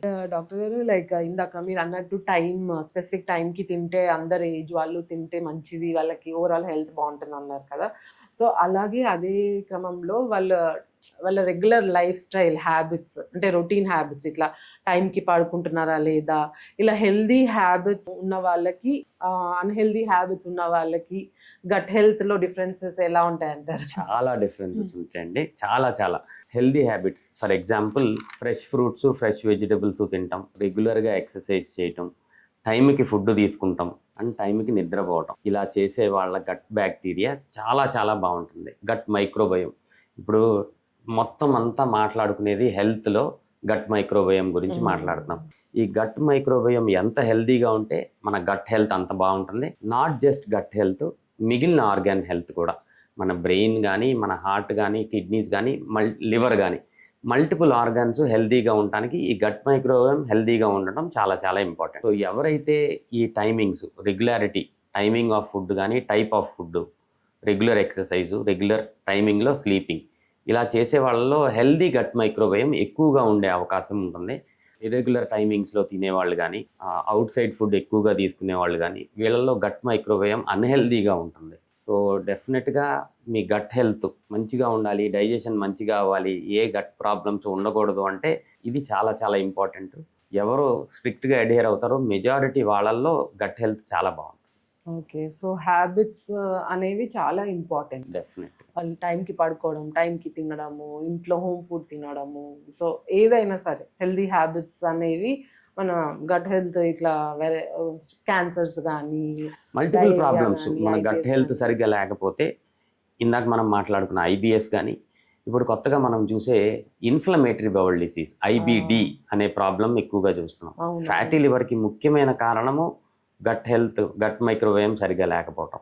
ఇలా మల్టిపుల్ డిసీజెస్లో గట్ మైక్రోబయోమ్ ఇంప్లికేట్ అయ్యబడింది. గట్ హెల్త్ సరిగ్గా లేకపోతే మల్టిపుల్ ఆర్గన్స్ ఎఫెక్ట్ అయ్యే అవకాశం చాలా ఎక్కువగా ఉంటుంది. ఈవెన్ క్యాన్సర్ రిస్క్ కూడా పెరిగిపోయే అవకాశం ఉంటుంది. హార్ట్ అటాక్ రిస్క్ కూడా పెరిగే అవకాశం ఉంటుంది. ఎప్పుడైతే గట్ మైక్రోబయోమ్ హెల్దీగా ఉంటుందో యాంటీ ఇన్ఫ్లమేటరీ ప్రాసెస్ని మెయింటైన్ చేస్తుంది, బాడీలో ఇన్ఫ్లమేషన్ని తగ్గించి పెడుతుంది. గట్ మైక్రోబయోమ్ అన్హెల్దీ అయిన కొద్దీ ఇన్ఫ్లమేషన్ బాడీలో ఎక్కువైపోయే అవకాశం ఉంటుంది. మల్టిపుల్ ఆర్గన్స్ దీనివల్ల ఎఫెక్ట్ అయ్యే అవకాశం. సో అదే ఇప్పుడు చాలా మంది ఈ యాంటీ ఇన్ఫ్లమేటరీ డైట్స్ అవి ఇవి అని ఫేమస్ అవుతున్నాయి కానీ బట్ ఫస్ట్ మనం హెల్దీగా ఉండి పేర్లు healthy పెట్టారండి habits- యాంటీ ఇన్ఫ్లమేటరీ డైట్ అని. మనం రెగ్యులర్ గా పండ్లు కాయగూరలు అంతే. మన ఇళ్లలో చేసుకునే అన్ని దే ఆర్ అవును. All anti inflammatory diet. ఈ రెగ్యులర్ గా మనం రొటీన్ గా తింటున్నట్లయితే మనకి ఆ డైట్స్ వరకు వెళ్ళాల్సిన అవసరం లేదు. ఎగ్జాక్ట్. మన బాడీకి అన్హెల్దీ హ్యాబిట్స్ వల్ల మనం మళ్ళీ వెతుక్కుంటున్నాము డైట్స్, హెల్దీ డైట్స్ అని ఆ డైట్స్. సో హ్యాబిట్స్ అనేవి చాలా చాలా important, important. Daily habits, healthy habits అనేవి. అండ్ ఇంకోటి డాక్టర్ గారు, ఇందాక మీరు అన్నారు కదా ఫ్యామిలీలో ఎవరికైనా డిప్రెషన్, యాంగ్జైటీ అలా అని. సో అలా ఫ్యామిలీలో కాకుండా ఇప్పుడు సపోజ్ మీ దగ్గర వచ్చే పేషెంట్స్ వాళ్ళకి సమ్ గట్ ప్రాబ్లం ఉంది.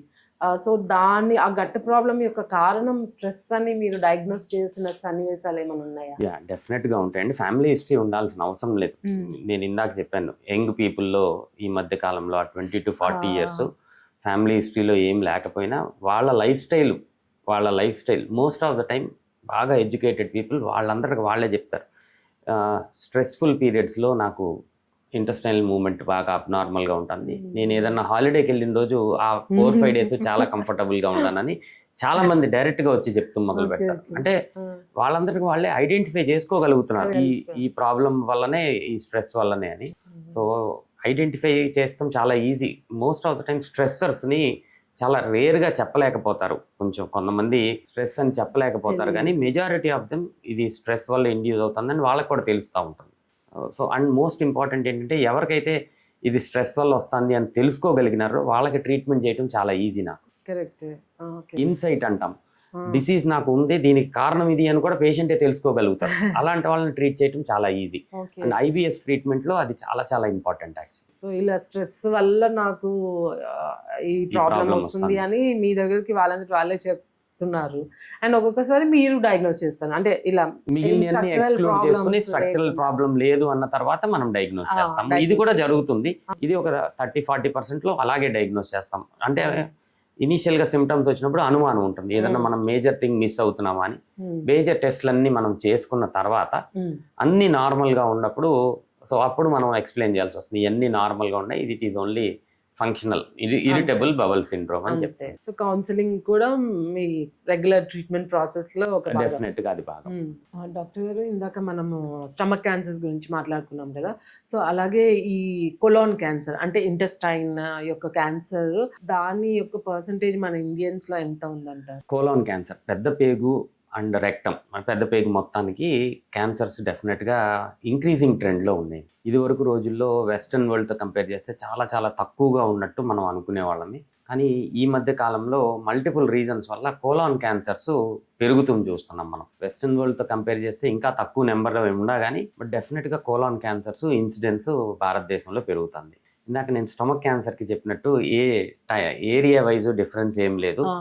నార్త్ ఇండియా నుంచి సౌత్ ఇండియా వరకు మనం ప్రతి చోట కోలాన్ క్యాన్సర్ ఇన్సిడెన్స్ పెరుగుతూ చూస్తాం జరుగుతుంది. అండ్ ఇంకొక అబ్జర్వేషన్ ఇండియాలో ఏంటి అంటే కోలాన్ క్యాన్సర్లో వెస్ట్రన్ వరల్డ్లో average age of colon cancer 62 years, 62 సంవత్సరాలు ఆ యావరేజ్ ఏజ్లో కోలాన్ క్యాన్సర్. కానీ మన స్టడీస్లో మనకి ఏం చెప్తుంది అంటే ఇంకా యంగర్ ఏజ్లోనే కోలాన్ క్యాన్సర్ యావరేజ్ చూసుకుని జరుగుతుంది. అంటే మనకి యావరేజ్ ఈజ్ 58 years, 58 వయసుకే కోలాన్ క్యాన్సర్ మనం చూస్తున్నాం, ఇన్సిడెన్స్ పెరుగుతూ జరుగుతుంది. సో కోలాన్ క్యాన్సర్ అనేది పెరుగుతుంది. సో కోలాన్ క్యాన్సర్ గురించి అవగాహన చాలా important at this point of time.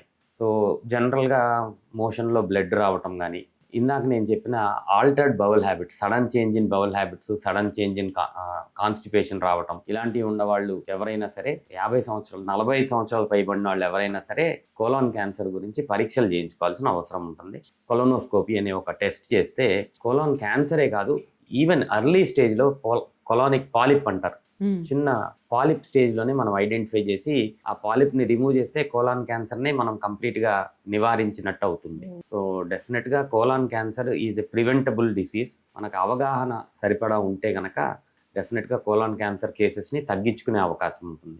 ఈ లాస్ట్ ఫ్యూ ఇయర్స్ 20-25 yearsలో మన డైట్ మళ్ళీ దాని ఎఫెక్ట్ డెఫినెట్గా ఈ కోలాన్ క్యాన్సర్ ఇన్సిడెన్స్ పెరుగుతానికి కారణంగా చెప్పుకోవచ్చు. మనకి జీన్స్ డెఫినెట్గా ఉన్నాయి, బట్ అంత ఎక్కువ ఇది వరకు లేకుండా ఇప్పుడు పెరుగుతానికి కారణం ఆ జీన్స్తో పాటు ఈ డైటరీ మాడిఫికేషన్, మన ఫైబర్ ఇంటేక్ తగ్గిపోవటం, మీట్ ఇంటేక్ కన్జంప్షన్ ఎక్కువగా అయిపోవటం, ఇవన్నీ రీజన్స్గా చెప్పుకోవచ్చు మనం కోలాన్ క్యాన్సర్ పెరుగుతానికి కారణంగా. అదే అడుగుదాం అనుకున్నా. అంటే ఒకప్పుడు ఎక్కువ ఇన్సిడెంట్స్ లేనిది ఇప్పుడు ఈ మధ్య కాలంలో ఎందుకు పెరుగుతుంది డెఫినెట్గా dietary Hmm. Modification, life style వల్ల మనకి ఈ కోలాన్ క్యాన్సర్స్ పెరుగుతున్నాయి అనేది ముఖ్యమైనది. అదే సెడెంటరీ లైఫ్ స్టైల్ ఇవన్నిటి వల్ల కూడా పెరుగుతుంటాయి. అండ్ ఇప్పుడు సపోజ్ మన ఇంట్లో ఎవరికైనా ఉందనుకోండి, అది రాకుండా వాళ్ళు నివారించుకోవచ్చా?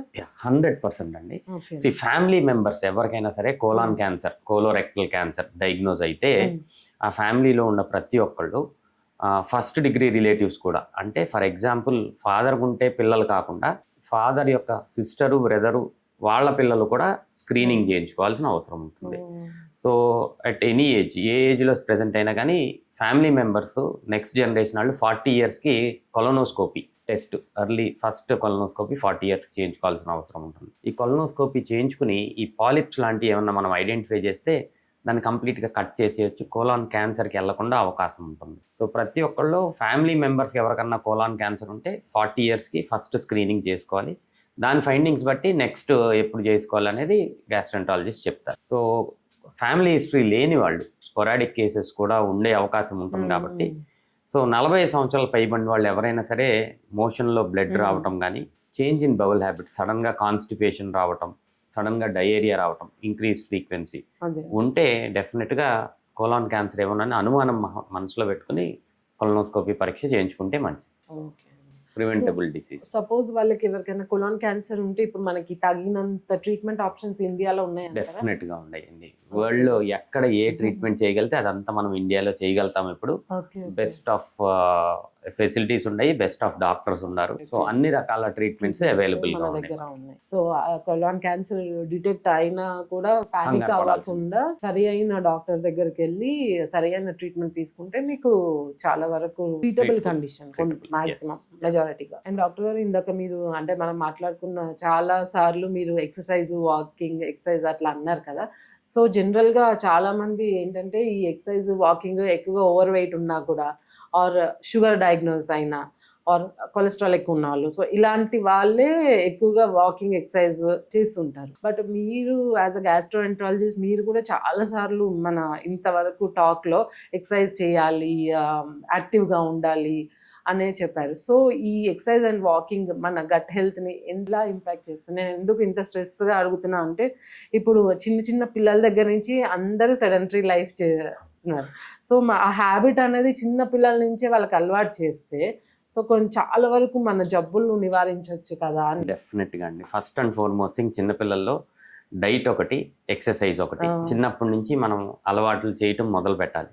అందరికీ మనం చిన్నప్పటి నుంచి అంటే ఒక జనరేషన్లో only smoking, alcohol is not good for health, is injurious to health అని చెప్పారు.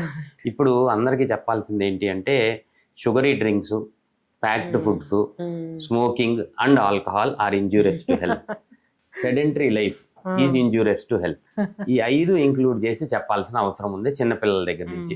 ఎప్పుడైతే చిన్నపిల్లల దగ్గర నుంచి మనం చెప్తూ మొదలు పెడతామో అది ఒక అలవాట్లాగా వస్తుంది ఒక నెక్స్ట్ జనరేషన్ని. సో ఈ లాస్ట్ 20 yearsలో మనం మాట్లాడుకుంటే it's all life style. Major మనకి ఇదివరకు రోజుల్లో మేజర్ కాజ్ ఆఫ్ డెత్ ఇండియాలో ఇన్ఫెక్షన్స్ డిసీజెస్ ఉండేవి. మనకు తెలుసు ట్యూబర్క్లోసిస్, ఇవన్నీ మేజర్ ఇన్ఫెక్షన్స్. మనం దాన్ని అన్నిటిని అధిగమించి acute diarrhoeas, gastrointestinal food and water borne infections, కొలరాలు, ఇలాంటివన్నీ ప్రీవియస్ లాస్ట్ 100 yearsలో మనం అవి చూసాం. ఈ లాస్ట్ 20 years మళ్ళీ నెక్స్ట్ 80 years కూడా మనం చూడబోయేదంతా life style disorders. These are all non communicable disease, NCDs అంటున్నాం.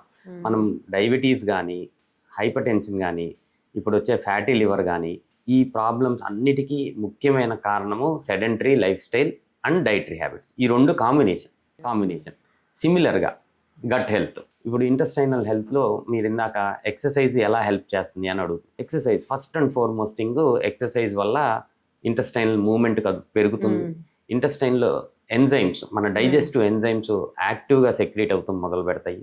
అండ్ మోర్ ఇంపార్టెంట్లీ మీ ఇంటెస్టైన్లో హార్మోన్స్ ఈ సెక్రీట్ అవటం వల్ల గుడ్ బ్యాక్టీరియా ఎక్కువ ఉన్నప్పుడు మంచి హార్మోన్ సెక్రీట్ అయ్యి అది మన బ్రెయిన్కి ఎనర్జీ లెవెల్స్కి పెంచుతుంది. ఇవన్నీ జరగాలంటే మనం రెగ్యులర్గా ఎక్సర్సైజ్ చేయాల్సిన అవసరం ఉంటుంది. ఈ gut brain axis, brain gut axis vice versa రెండు. ఎప్పుడైతే గట్ హెల్దీగా ఉంటుందో బ్రెయిన్ హెల్దీగా ఉంటుంది. ఎక్సర్సైజ్ ఇవన్నీ మనకి మంచి మంచి హార్మోన్స్ని రిలీజ్ చేస్తాయి ఎక్సర్సైజ్ చేసినప్పుడు. ఇవన్నీ మీ గట్ బ్యాక్టీరియాని యాక్టివ్గా ఉంచి హెల్దీగా ఉంచుతాయి. మీ బాడీకి ఒక స్ట్రాంగ్ ఇమ్యూన్ సిస్టమ్, ఏ ఇన్ఫెక్షన్ వచ్చినా ఫైట్ చేసే కెపాసిటీ ఇస్తుంది. ఇది సింపుల్గా అందరికీ అర్థమయ్యేటట్టు చెప్తున్నాను. సో ఎక్సర్సైజ్ డెఫినెట్గా మీ గట్ హెల్త్ని ఇంప్రూవ్ చేస్తుంది, జనరల్ హెల్త్ని ఇంప్రూవ్ చేస్తుంది. సో డెఫినెట్గా ప్రతి ఒక్కళ్ళు ఎక్సర్సైజ్ అనేది చెయ్యాలి అండ్ డైటరీ హ్యాబిట్స్ మార్చుకోవాల్సిన అవసరం. అదే ఎక్సర్సైజ్, అదే మీరు అన్నట్టు ఇన్ని లాభాలు ఉన్నాయి ఎక్సర్సైజ్. ఒకవేళ ఎక్సర్సైజ్ చేయని వాళ్ళు వాకింగ్ వరకు చేయొచ్చు అంట. Simple basic 45 minutes brisk walking అంటే ఒక 45 మినిట్స్లో 5 కిలోమీటర్లు కవర్ చేసేంత స్పీడ్లో బ్రిస్క్ వాకింగ్ వారానికి 5 రోజులు. ఇది సింపుల్ బేసిక్ ఎక్సర్సైజ్ ప్రతి ఒక్కళ్ళు చేయాల్సింది. ఇది చేసిన తర్వాత మిగిలిన నెక్స్ట్ ఎక్సర్సైజ్ అనేది వాళ్ళ ఓపికను బట్టి సింపుల్ మజిల్ స్ట్రెంథనింగ్ ఎక్సర్సైజెస్ చేస్తే డెఫినెట్గా మంచిది. So 5 days in a week 45 minutes brisk walking ఇది మ్యాండేటరీ ఫర్ ఎవ్రీబడి అనేది నా ఒపీనియన్. అదే అదే మీరు అన్నట్టు అందరూ కామన్గా ఎక్సర్సైజ్ అనేది ఫిజికల్ ఫిట్నెస్సే కాకుండా అంటే ఫిట్నెస్తో పాటు గట్ హెల్త్ కూడా ఇంప్రూవ్ అవుతుంది. అండ్ గట్ హెల్త్ ఇంప్రూవ్ అవడం వల్ల మన బ్రెయిన్ నుంచి ఆ హార్మోన్ సెక్రీషన్ అదంతా పర్ఫెక్ట్గా ఉంటుంది మీరు చెప్పినట్టు. సో వాళ్ళు ఇండైరెక్ట్గా మెంటల్ హెల్త్ కూడా mental health, gut health, general health కూడా ఇంప్రూవ్ అవుతుంది. నేను చెప్పిన non communicable diseases, diabetes, hypertension, hypertriglyceridaemia ఇలాంటివన్నీ కూడా కంట్రోల్లోకి వచ్చాయి. ఇప్పుడు నిజంగా మీరు అన్నట్టు ఆ రోజుల్లో ఇన్ఫెక్షన్స్ డిసీజెస్ మనం ప్రతి ఫ్యామిలీలో అప్పట్లో స్టోరీస్ విన్నట్లయితే సో అండ్ సో అంటే మన దూర బంధువులు ఎట్లా కలరాతో చనిపోయారు, టీబీతో చనిపోయారు, డయేరియాతో చనిపోయారు అలా అని విన్నాం. బట్ ఇప్పుడు మనం చూసుకున్నట్లయితే ప్రతి ఫ్యామిలీలో మీరు వద్దు అనుకున్నా కూడా you will find some one with diabetes, heart problem, open heart surgery అయింది, బాగా అయిపోయింది వాళ్ళు, అలా ప్రతి ఇంట్లో ఒకళ్ళకి నాన్ కమ్యూనికబుల్ డిసీజెస్ పెరిగిపోతాయి.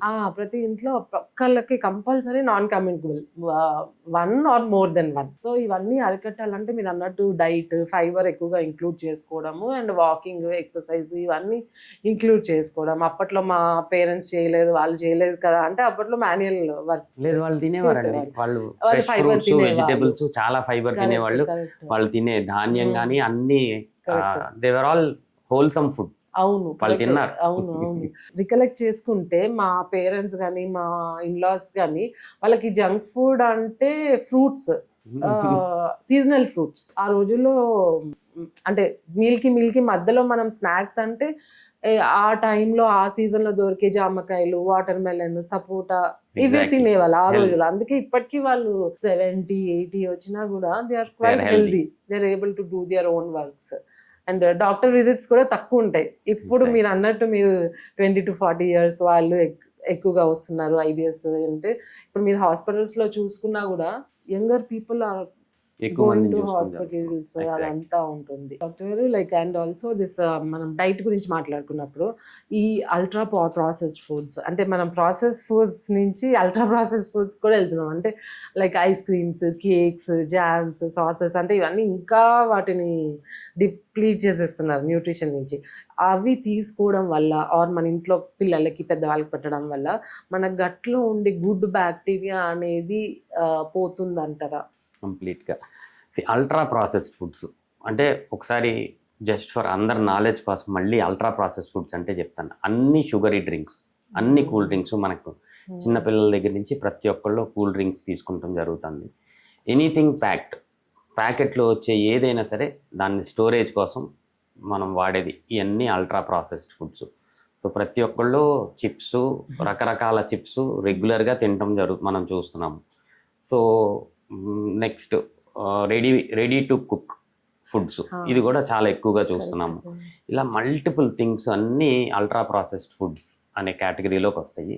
అల్ట్రా ప్రాసెస్డ్ ఫుడ్స్ వల్ల అన్ని రకాల జబ్బులు, మన ఇంటెస్టైనల్ బ్యాక్టీరియా డిస్ట్రాయ్ అయిపోయి గుడ్ బ్యాక్టీరియా అంతా డిస్టర్బ్ అయిపోయి మన బ్యాడ్ బ్యాక్టీరియా ఎక్కువగా రావటం, బ్యాడ్ బ్యాక్టీరియా ఎప్పుడైతే ఎక్కువైపోతుందో ఇంటెస్టైన్ లోపల, సో మల్టిపుల్ డిసీజెస్కి అది ఆద్యం. నేను ఇందాక చెప్పాను, మళ్ళీ లిస్ట్ చేస్తాను. బ్రెయిన్ దగ్గర నుంచి, అంటే మన mental health problem, heart diseases రావడానికి కారణము, ఫ్యాటీ లివర్ డిసీజ్ రావడానికి కారణము, డయాబెటీస్ అండ్ ఒబిసిటీ ఎక్కువ అవటానికి కారణము, ఈ disturbance, good bad bacteria disturb అయిపోవటం వల్ల ఈ జబ్బులన్నీ వస్తున్నాయి. అండ్ కొన్ని రకాల క్యాన్సర్స్ రావడానికి కారణం. ఇన్ని రకాల డిసీజెస్ రావడానికి ముఖ్యమైన కారణము ఈ అల్ట్రా ప్రాసెస్డ్ ఫుడ్స్. అక్కడ స్టార్టింగ్ అది తీసుకొచ్చి డ్యామేజ్ చేసేది మన గుడ్ బ్యాక్టీరియా, మన ఇంటెస్టైన్లో గుడ్ బ్యాక్టీరియాని. అక్కడి నుంచి మిగిలిన ప్రాసెస్ అంతా స్టార్ట్ అయిపోతుంది. సో చిన్నప్పటి నుంచి అలవాటు అనేది అవ్వకుండా చూసుకుంటాం, చాలా చాలా ఇంపార్టెంట్. ఒకవేళ ఎవరన్నా తీసుకుంటున్నా దీనివల్ల ఇన్ని నష్టాలు ఉన్నాయి కాబట్టి దాన్ని కంప్లీట్గా అవాయిడ్ చేసుకుంటే come back to our natural, మన నేటివిటీ. మనం ఇళ్లలో ఇదివరకు ఏం తినేవాళ్ళమో ఆ ఆహారంకి వచ్చేస్తే మన గుడ్ బ్యాక్టీరియా మళ్ళీ పెరుగుతుంది, మళ్ళీ రీప్లెనిష్ చేసుకోవచ్చు, మళ్ళీ మనం we can get it back. So this is my suggestion. అంటే ఇప్పుడు అది చాలా మంది ఈ ఫుడ్స్ తినడం వల్ల వాళ్ళకి తింటున్నారు కానీ అన్హెల్దీ అని తెలుసు, బట్ మీరు చెప్పినట్టు ఇంత డీప్ మీనింగ్ ఉందని తెలియదు. అంటే ఆ గుడ్ బ్యాక్టీరియా మొత్తం పోయి మొత్తం మన ఓవరాల్ హెల్త్ని ఇంపాక్ట్ చేస్తుంది, అదంతా తెలియదు. మీ దగ్గరకు వచ్చే పేషెంట్స్ అంటే మీరు అంటే అబ్జర్వ్ చేసి వాళ్ళకి చెప్పడం ఇదంతా జరుగుతుంది? ప్రతి ఒక్కరికి డైట్ గురించి, ఇది నేను ఇందాక చెప్పానండి మీకు, డైట్ గురించి కౌన్సిలింగ్ లేకుండా నా కన్సల్టేషన్ అవ్వదండి. ఎందుకంటే majority of the problems diet problems వల్లనే వస్తున్నాయి అనేది. వేరే కారణాలు ఉండొచ్చు, లివర్ ప్రాబ్లమ్స్ అయ్యి, బట్ గ్యాస్ట్రోఇంటెస్టైనల్ సిస్టంలో ఏదన్నా ప్రాబ్లం వస్తుంది అంటే majority dietary habits. Timing of food, type of food చాలా చాలా ఇంపార్టెంట్ పార్ట్ ప్లే చేస్తుంది. Next lack of exercise. ఈ మూడు వల్లనే మెజారిటీ ఆఫ్ గ్యాస్ట్రోఇంటెస్టైనల్ ప్రాబ్లమ్స్ నేను చూస్తాను జరుగుతాను. ఇది ఈ పాయింట్ బాగుంది, timing of food and type of food. ఈ రెండు అంటే మీకు ఎలా చేయాలి, ఏం చేయాలి, ఎలా తినాలి అని కన్ఫ్యూజన్ ఉండి అట్లా ఉంటే కరెక్ట్ టైం ఆఫ్ ఫుడ్ చూసుకోండి and type of food, A food తింటున్నారు అది ఒకసారి మీరు కాన్షియస్ గా చూసుకున్నట్లయితే చాలా వరకు. అండ్ కొంచెం ఒక్కసారి ఇది కరెక్ట్ ఇది తప్పు అని తెలుసుకున్న తర్వాత మైండ్ఫుల్నెస్, ఓకే ఇది మంచిది కాదు అనేది over a period of time అందరికీ వస్తుంది అనేది నా ఉద్దేశం. మరి మీకు ఏదో క్యాన్సర్ వచ్చే వరకు ఆగి అప్పుడు లైఫ్ స్టైల్ చేంజెస్ చేసుకోకుండా ముందే ఇప్పుడు మనకి ఇంత అవేర్నెస్ ఉంది సోషల్ మీడియాలో. ఇట్లా డాక్టర్స్ జనరల్ గా మీరు ఒక డాక్టర్ కన్సల్ట్ చేయాలంటే ఎంతో టైం అపాయింట్మెంట్ తీసుకోవాలి, ఎంతో పే చేయాలి, ఇదంతా చేయాలి. ఒక గ్యాస్ట్రోఎంట్రాలజిస్ట్ అంటే ఒక సూపర్ స్పెషలిస్ట్ని కన్సల్ట్ చేయాలంటే మనకి ఈజీగా దొరకదు. సో ఇప్పుడు మీకు ఇంత ఫ్రీగా అవేర్నెస్ ఇస్తున్నారు డాక్టర్స్. సో ఇవన్నీ మీరు పాజిటివ్గా తీసుకోండి సోషల్ మీడియాని. సోషల్ మీడియా జస్ట్ టైంపాస్కి కాకుండా ఇవంతా నాలెడ్జ్ అంతా తీసుకొని కొంచెమైనా చేంజెస్ మీ లైఫ్ స్టైల్లో తీసుకున్నట్లయితే చాలా వరకు మీ జబ్బులు అరికట్టవచ్చు. అండ్ డాక్టర్ గారు లైక్ ఈ చాలా మంది యాంటీబయాటిక్స్ రెగ్యులర్గా తీసేసుకుంటారు and painkillers, especially painkillers. ఈ యాంటీబయాటిక్స్ పెయిన్ కిల్లర్స్ తీసుకోవడం వల్ల కూడా వాళ్ళకి ఎసిడిటీ వస్తుంది అట్లా అని కూడా ఉంటారు. First and foremost painkillers. ఇందాక నేను చెప్పినట్టు 85% ఆఫ్ గ్యాస్ట్రిక్ అల్సర్స్ కానీ 90% ఆఫ్ డ్యూరల్ అల్సర్స్ కానీ హెలికోబాక్టర్ పైలోరీ ఇన్ఫెక్షన్స్. 10%లో పెయిన్ కిల్లర్స్ దీర్ఘకాలికంగా తలనొప్పికి, మోకాల నొప్పికి, నడువు నొప్పికి non steroidal anti inflammatory drugs painkillers అనేది చాలా కామన్గా తీసేసుకునే వాళ్ళు చాలామంది ఉంటారు. వీళ్ళల్లో ఫస్ట్ అండ్ ఫార్మోస్ట్ థింగ్ ఏంటంటే ఆ గ్యాస్ట్రోఇంటెస్టైనల్ లైనింగ్ పాడైపోతుంది. స్టమక్ లోపల లైనింగ్ మ్యూకస్ లేయర్ అని ఉంటుంది, అది ప్రొటెక్టివ్ లేయర్. మనం అది డ్యామేజ్ అయిపోతుంది. ఎప్పుడైతే అది డ్యామేజ్ అవుతుందో పొట్ట లోపల ఉన్న యాసిడ్ అదే ఇంటెస్టైన్, అదే స్టమక్ మీద డ్యామేజ్ చేస్తాం మొదలు పెడుతుంది. అది పెయిన్ కిల్లర్స్ దీర్ఘకాలికంగా తీసుకునే వాళ్ళల్లో మనం చూస్తాం జరుగుతుంది. ఇది direct effect gastric ulcers, gastritis సివియర్గా వచ్చే అవకాశం ఉంటుంది. యాంటీబయాటిక్స్ ముఖ్యంగా పొట్ట లోపల కన్నా మన ఇంటెస్టైన్ లోపల గుడ్ బ్యాక్టీరియాని చంపేస్తుంది. ఎలా అయితే antibiotics are meant to kill bad bacteria, దాని మీద యాక్ట్ చేస్తానే మన గుడ్ బ్యాక్టీరియాను కూడా తగ్గించేస్తుంది. యాంటీబయాటిక్స్ అవసరానికి మించి రెగ్యులర్గా ఎక్కువ రోజులు వేసుకుంటాం, అనవసరంగా ఊరికే చిన్న జలుబుకి దెబ్బకి యాంటీబయాటిక్స్ వేసుకుంటాం. ఇది డెఫినెట్గా హానికరం. మీ ఇంటెస్టైన్లో ఉన్న గుడ్ బ్యాక్టీరియా కంప్లీట్గా తగ్గిపోయి మళ్ళీ డిస్బయోసిస్, అన్ని రకాల ప్రాబ్లమ్స్ వచ్చే అవకాశం ఉంటుంది. సో యాంటీబయాటిక్స్ అనేది డాక్టర్ ప్రిస్క్రిప్షన్ లేకుండా తీసుకోవద్దు. రేర్గా, అరుదుగా ఎక్కువ రోజులు యాంటీబయాటిక్ తీసుకోవాల్సిన అవసరం ఉంటుంది. అప్పుడు డెఫినెట్గా మీ డాక్టర్ ప్రిస్క్రిప్షన్ మీకు ప్రోబయాటిక్ సప్లిమెంటేషన్ డెఫినెట్గా ఇష్టం జరుగుతుంది. సో ఇది ఒకటి ప్రతి ఒక్కళ్ళు మైండ్లో పెట్టుకోవాల్సిన అవసరం ఉంది. దీర్ఘకాలికంగా తీసుకోవాల్సి వస్తే ప్రోబయాటిక్ అనేది సప్లిమెంట్ లాగా ఇస్తారు, అది కంపల్సరీ తీసుకోవాలి. అన్నెసరీగా ఓవర్ ద కౌంటర్ వెళ్ళి యాంటీబయాటిక్స్ ఎవరు వాడకూడదు. ఇది డెఫినెట్గా డేంజర్. ఈ రెండు గట్ హెల్త్కి పెయిన్ కిల్లర్స్, యాంటీబయాటిక్స్ ఇలాగా గ్యాస్ట్రోఇంటెస్టినల్ సిస్టమ్ మీద దాని ఎఫెక్ట్ చూపించే అవకాశం ఉంది. అండ్ వీటితో పాటు చాలా మంది ఈ మధ్య స్మోకింగ్, ఆల్కహాల్ కూడా అంటే ఫ్యాషన్ అయిపోయింది. ఒకప్పుడు అంటే ఏదో అట్లా అదొక టాబు లాగా చూసేవాళ్ళు. సో కొంచెం భయపడుతూ తాగేవాళ్ళు. ఇప్పుడు అదేదో స్టైల్ లాగా, టైం పాస్ లాగా స్మోకింగ్, ఆల్కహాల్ అనేది అయిపోయింది. సో ఈ వీటి వల్ల మనకి స్టమక్ ఏమైనా డైరెక్ట్ ఇంపాక్ట్ ఉంటుంది? డెఫినెట్గా అండి. First and foremost thing smoking గురించి మాట్లాడదాం. స్మోకింగ్ డెఫినెట్గా గ్యాస్ట్రోఇంటెస్టినల్ లైనింగ్ని డ్యామేజ్ చేస్తుంది. బేసికలీ అన్నవాహిక దగ్గర నుంచి గొంతు, ఫుడ్ పైప్, స్టమక్ ఈ అన్నిట్లో లైనింగ్ డ్యామేజ్ అవుతుంది స్మోకింగ్ వల్ల. అండ్ ఈ స్పింక్టర్స్, మనం ఏదైతే ఫుడ్ పైప్కి స్టమక్కి మధ్యలో స్పింక్టర్ ఉంటుందో అది నార్మల్గా క్లోజ్డ్ ఉంటుంది. పొట్ట లోపల ఉన్న యాసిడ్ని పైకి రాకుండా చూసుకుంటుంది. ఈ స్మోకింగ్ చేసే వాళ్ళందరిలో ఆ స్పింక్టర్ రిలాక్స్ అయిపోయి సివియర్ యాసిడ్ రిఫ్లెక్స్ ఇలాగా ఇవన్నీ ఇనీషియల్గా సింపుల్ ప్రాబ్లమ్స్. డైజెషన్ స్లో అవుతుంది, కడుపు ఉబ్బరంగా అనిపిస్తాం. ఎలా అయితే స్మోక్ చేస్తారో ఎక్కువ ఏరోఫేజియా, పొట్ట లోపల కూడా స్మోక్ని తీసుకుంటాం జరుగుతుంది.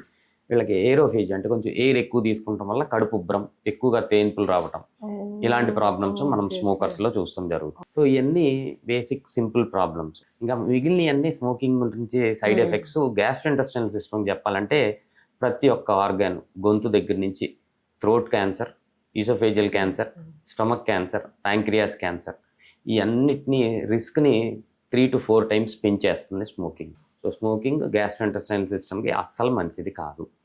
నెక్స్ట్ కమ్స్ ఆల్కహాల్ అండి. ఆల్కహాల్ మోస్ట్ ఇంపార్టెంట్గా మల్టిపుల్ ఆల్కహాల్ తీసుకునే వాళ్ళలో జనరల్గా మనం ఓన్లీ లివర్ గురించి ఎక్కువ శాతం మాట్లాడుతూ ఉంటారు. లివర్కి మాత్రమే డ్యామేజ్ వస్తుంది అనుకుంటారు. కానీ ఆల్కహాల్ ఏంటి అంటే మన గ్యాస్ట్రోఇంటెస్టినల్ సిస్టమ్ని చాలా ఎఫెక్ట్ చేస్తుంది. మన లైనింగ్ అంతా థిన్ చేసేసి అల్సర్స్ వచ్చే అవకాశం, అన్నవాహికలో పొట్ట లోపల ఆల్కహాల్ వల్ల లైనింగ్ని థిన్ చేసేసి అల్సర్స్ వచ్చే అవకాశం ఉంటుంది. ఈ ఆల్కహాల్ డైరెక్ట్గా మన గుడ్ బ్యాక్టీరియా అన్నిటిని చంపేసి ఇందాక నేను చెప్పిన డిస్రప్షన్, గట్ బ్యాక్టీరియా డిస్రప్షన్ చేస్తుంది. సో లాంగ్ టర్మ్లో ఆల్కహాల్ తీసుకునే వాళ్ళల్లో ఈ gut bacteria disruption, multiple problems వచ్చే అవకాశము. డైరెక్ట్ ఎఫెక్టు ఆల్కహాల్ ప్యాంక్రియాస్ మీద, అన్నవాహిక మీద, వీటి మీద అల్సర్స్ రావటం. ప్యాంక్రియాస్ అని ఒక గ్రంథి ఉంటుంది, వాపు వచ్చేసి లైఫ్ థ్రెటనింగ్ ఇష్యూ అయ్యే అవకాశం. సో ఇవన్నీ గ్యాస్ట్రోఇంటెస్టినల్ సిస్టమ్కి సంబంధించినవి. లివర్ ఒక్కటే కాదు, మల్టిపుల్ ఆర్గన్స్ ఆల్కహాల్ వల్ల డ్యామేజ్ అయ్యే అవకాశం ఉంటుంది. సో ఆల్కహాల్ డెఫినెట్గా గ్యాస్ట్రోఇంటెస్టినల్ సిస్టమ్కి చాలా చేటు చేస్తుంది. అదే చాలా మంది స్మోకింగ్ అంటే లంగ్ క్యాన్సర్ వస్తుంది అంతవరకే తెలుసు. కానీ మీరు చెప్పినట్టు థ్రోట్ క్యాన్సర్ దగ్గర నుంచి అన్ని క్యాన్సర్స్, అంటే స్టమక్ రిలేటెడ్ క్యాన్సర్స్ కూడా వచ్చే అవకాశం, అంటే ఎక్కువ ఛాన్సెస్ అయ్యే అవకాశం ఉంటుంది. అండ్ ఆల్కహాల్ వల్ల కూడా మనకి అదే కామన్గా అందరికి తెలిసిన ఆల్కహాల్ తాగితే లివర్ పాడైపోతుంది. బట్ మన గుడ్ బ్యాక్టీరియాకి డ్యామేజ్ చేస్తారు, ప్యాంక్రియాటైటిస్ వస్తుంది. ఇవన్నీ తెలియదు చాలా మందికి. సో ఆ జబ్బులు వచ్చాక అయ్యో నాకెందుకు వచ్చింది అనుకుంటారు. కానీ వాళ్ళ రెగ్యులర్ వీకెండ్ హ్యాబిట్స్, వీకెండ్ ఈ పబ్స్కి వెళ్ళి ఆల్కహాల్ తీసుకోవడము ఇవన్నీ అంటే రెగ్యులర్గా అయితే వాళ్ళకి ఆర్గన్స్ ఇంటర్నల్ గా డ్యామేజ్ స్లోగా అవుతూ వస్తుంటాయి. సో ఇవి కొంచెం జాగ్రత్తగా వాళ్ళు ఆలోచించుకొని తగ్గించుకుంటే బెటర్. స్లోగా స్టెప్ బై స్టెప్, ఒకటేసారి ఆపలేకపోయినా స్టెప్ బై స్టెప్గా విత్డ్రా చేసుకుని స్టాప్ చేసేసుకుంటే బెటర్. అండ్ ఇంకోటి డాక్టర్ గారు, లైక్ ప్రెగ్నెంట్ విమెన్ కూడా చాలా మంది స్టమక్ ఇష్యూస్, అంటే ఎస్పెషల్లీ థర్డ్ ట్రైమిస్టర్లో వాళ్ళకి అరగకపోవడము ఆర్ ఎసిడిటీ, ఇట్లా ఆకలి లేకపోవడం, ఇవన్నీ సిమ్టమ్స్ మీ దగ్గరకు వస్తుంటారా? ప్రెగ్నెంట్ ఫీమేల్స్లో మెజారిటీగా మనం చూసేది ఏంటి అంటే యాసిడ్ రిఫ్లెక్స్. ఈ స్పింక్టర్స్ ల్యాక్స్ అయిపోతాయి ఎప్పుడైతే ప్రెగ్నెన్సీ సెకండ్ అండ్ థర్డ్ ట్రైమిస్టర్లోకి వెళ్తాం మొదలు పెడుతుందో. ఈ ఫుడ్ పైప్ స్టమక్ దగ్గర జంక్షన్ ల్యాక్స్ అయిపోయి సివియర్ యాసిడ్ రిఫ్లెక్స్ చాలా కామన్గా మనం చూస్తాం జరుగుతుంది ప్రెగ్నెంట్ ఫీమేల్స్లో. గ్యాస్ట్రోఇంటెస్టినల్ సిస్టమ్కి సంబంధించి మేజర్ ప్రాబ్లం. రెండోది కాన్స్టిపేషన్, మలబద్ధకం చాలా ఎక్కువగా మనం ప్రెగ్నెంట్ ఫీమేల్స్లో చూస్తాం. ఈ రెండు మోస్ట్ కామన్ ప్రాబ్లమ్స్గా చెప్పుకోవటం జరుగుతుంది. సో మోస్ట్ ఇంపార్టెంట్ థింగ్ ఏంటి అంటే ఓవర్ ద కౌంటర్ మెడికేషన్స్ అనేది కంపల్సరీ ప్రెగ్నెన్సీలో అవాయిడ్ చేయాలి. సో డైటరీ హ్యాబిట్స్, తిన్న తర్వాత ఒక 10 to 15 మినిట్స్ వాక్ చేస్తాం. ఇది డెఫినెట్గా ఈవెన్ థర్డ్ ట్రైమిస్టర్లో కూడా చాలా మంచిది. ఇలా చేస్తే యాసిడ్ రిఫ్లెక్స్ అనేది తక్కువ ఉండే అవకాశం ఉంటుంది. Small quantity meals multiple times తీసుకుంటే యాసిడ్ రిఫ్లెక్స్ తక్కువ ఉండే అవకాశం ఉంటుంది. ఈ జాగ్రత్తలు తీసుకోవాల్సిన అవసరం. ఫైబర్ ఫుడ్, నూనె పదార్థాలు, కొవ్వు పదార్థాలు తగ్గించుకుని ఎక్కువ fibre, fruits, fresh fruits, vegetables, fibre ఉండే ఆహారం తీసుకుంటే యాసిడ్ రిఫ్లెక్స్ తగ్గుతుంది, మలబద్ధకం కూడా కంట్రోల్లోకి వచ్చే అవకాశం ఉంటుంది. ఈ మేజర్ ప్రాబ్లమ్స్. ఇంకా మనం జనరల్గా ప్రెగ్నెన్సీలో చూసే ప్రాబ్లమ్స్ ఏంటి అంటే గాల్ బ్లాడర్లో స్టోన్స్ ఎక్కువ వచ్చే అవకాశం ఉంటుంది. ఇది ఒక మేజర్ ప్రాబ్లమ్. ఈ గాల్ బ్లాడర్లో స్టోన్స్ వచ్చి కొన్నిసార్లు ఎక్యూట్ క్యాల్కులస్ కోలిసిస్టైటిస్ ఉండే అవకాశం ఉంటుంది. సెకండ్ ట్రైమెస్టర్లో అయితే సర్జరీ కూడా చేయొచ్చు, బట్ థర్డ్ ట్రైమెస్టర్లో వస్తే మెడికల్ మేనేజ్మెంట్ చేసుకుని ప్రెగ్నెన్సీ తర్వాత జనరల్గా సర్జరీ సజెస్ట్ చేస్తాం. ఈ మేజర్గా మనం ప్రెగ్నెన్సీలో గ్యాస్ట్రోఇంటెస్టైనల్ సిస్టమ్కి తో అనుసంధానంగా చూసే ప్రాబ్లమ్స్. అదే మీరు అన్నట్టు వాకింగ్ తిన్న తర్వాత ఒక 10 to 15 మినిట్స్ స్లో వాకింగ్ చేస్తుంది. డెఫినెట్. కొంతమంది అంటే థర్డ్ ట్రైమిస్టర్ కదా అని ఇమీడియట్ గా తినగానే అలా మంచిగా జనరల్ గా నడిస్తే మంచిది. మళ్ళీ దాని వల్ల వాళ్ళ నిద్ర కూడా డిస్టర్బ్ అవుతుంది. అరగలేదు ఇలా అని యాసిడ్ రిఫ్లెక్స్ ఎక్కువ ఉంటుంది. అలా కూర్చొనే ఉంటారు సెమీ పొజిషన్ లో, స్ట్రైట్ పొజిషన్ లో కాకుండా అలా సిట్టింగ్ పొజిషన్. ఎవ్రీ మీల్ తర్వాత 10 to 15 మినిట్స్ నడిస్తే మంచిది. ఇది చాలా మంచి టిప్ అండ్ ఈజీ కూడా వాళ్ళు ఫాలో అవ్వడానికి. జస్ట్ ఒక 10 నిమిషాలు స్లోగా, ఏదో పెద్ద వాక్ కాకుండా స్లోగా అలా వాక్ చేస్తే కాస్త ఫుడ్ అనేది కొంచెం సెటిల్ అవుతుంది స్టమక్ లో. సో ఇది చాలా helpful tip for pregnant women. And doctor గారు లైక్ ఈ పెరుగు అనేది అంటే జనరల్ గా నాకు తెలిసినంత వరకు పెరుగులో ప్రోబయోటిక్స్ ఉంటాయి అట్లా అంటారు. సో అది ఎవ్రీడే తీసుకోవడం వల్ల మన గట్ హెల్త్ 100%. పెరుగు, మజ్జిగ మనకి న్యాచురల్ ప్రోబయాటిక్. మనకి అంటే ఒక్కొక్క ఏరియాలో ఒక్కొక్క రకంగా ప్రోబయాటిక్స్ అనేది డెవలప్ చేసుకుంటారు. ఫర్ ఎగ్జాంపుల్ మీరు డిఫరెంట్ పార్ట్ ఆఫ్ ద కంట్రీకి వెళ్తే ఆ ఏరియాలో ఏదో ఇంకొకటి ఉంటుంది, కిమ్చి అంటారు ఒక చోట. ఇలా ఒక్కొక్క ఏరియాలో ఒక్కొక్క ప్రోబయాటిక్. ఇది మన హెల్దీ హ్యాబిట్స్. డెఫినెట్ గా మనకి ఇంటెస్టైన్ లో గుడ్ బ్యాక్టీరియా అని ఇందాక నుంచి కంటిన్యూస్ గా గట్ హెల్త్ గురించి మాట్లాడుతూ అదే చెప్తున్నారు. ఒక పిల్లాడు పుట్టిన వెంటనే, పాప బాబు పుట్టిన వెంటనే మదర్ నెజ్ నుంచి వచ్చే ఫస్ట్ మిల్క్ ని కొలెస్ట్రామ్ అంటాం. ఈ కొలెస్ట్రామ్ నుంచినే మనకి ఫస్ట్ గుడ్ బ్యాక్టీరియా, గట్లో బ్యాక్టీరియా వస్తాం జరుగుతుంది. సో మదర్స్ హెల్త్, మదర్ ఏ ఫుడ్ తింటే దాన్ని బట్టి బేబీకి గుడ్ బ్యాక్టీరియా, గట్ బ్యాక్టీరియా వస్తుంది. ఈ గట్ బ్యాక్టీరియాని పెంపొందించేది, కంటిన్యూస్గా పర్పెచ్యుయేట్ చేసి పెంపొందించేది probiotic. Natural source of probiotic మనకి పెరుగు, మజ్జిగ. These are the best sources of probiotic మనకి. సో డెఫినెట్గా ప్రోబయాటిక్ అనేది చాలా చాలా మంచిది. అండ్ అందులో పెరుగు మనకి natural source. It is very very important. పెరుగు అండ్ మజ్జిగ ఈ రెండు చాలా ఇంపార్టెంట్. అండ్ డాక్టర్ గారు చాలా మంది ఇట్లా ఆస్తమా ఉన్న వాళ్ళు పెరుగు తీసుకోకూడదు, చలికాలం పెరుగు తీసుకోవద్దు, సో ఇలా కొన్ని అపోహలు ఉంటాయి, అవి నిజమే అంటారా? ప్రతి ఒక్కళ్ళకి ఫుడ్ ఎలర్జీస్ ఉండే అవకాశం ఉంటుంది. సో కొంతమందికి ఎంత మంచిదైనా పెరుగు పడకపోవచ్చు. అది ఇట్స్ ఏ రేర్ ఎంటిటీ. దాన్ని జనరలైజ్ చేసి అందరికీ జలుబు వస్తుంది, ఆస్తమా ఉంటే తీసుకోకూడదు అనేది తప్పు. ఎవరికో ఒకళ్ళకి వాళ్ళకి అది పెరుగు ఎలర్జీ ఉండొచ్చు, మజ్జిగ ఎలర్జీ ఉండొచ్చు, వాళ్ళు అవాయిడ్ చేసుకుంటే సరిపోతుంది. అది జనరలైజ్ చేసి అందరికీ చెప్పాల్సిన అవసరం లేదు. పెరుగు రాత్రిపూట తీసుకోవచ్చు, చలికాలంలో తీసుకోవచ్చు, పెరుగు మంచిది. అండ్ డాక్టర్ గారు లైక్ కొంతమందికి ఈ మధ్య చాలా మందికి లాక్టోస్ ఇంటాలరెన్స్ అనేది కూడా కామన్ అయిపోయింది ఈ రోజుల్లో. ప్రతి ఒక్కళ్ళు ఎవరికన్నా మనం మిల్క్ ప్రోడక్ట్స్ ఆఫర్ చేసిన, బటర్, చీజ్ ఇచ్చినా కూడా నో ఐఎమ్ లాక్టోస్ ఇంటాలరెంట్ అంటున్నారు. అది ఒకప్పుడు అంటే జనరల్ గా మనము చదువుకున్నప్పుడు చిన్నప్పుడు నుంచే లాక్టోస్ ఇంటాలరెంట్ అని నాకు తెలుసు, బట్ ఒక ఏజ్ వచ్చాక కూడా వస్తుందంటారా? So there is something called acquired lactose intolerance.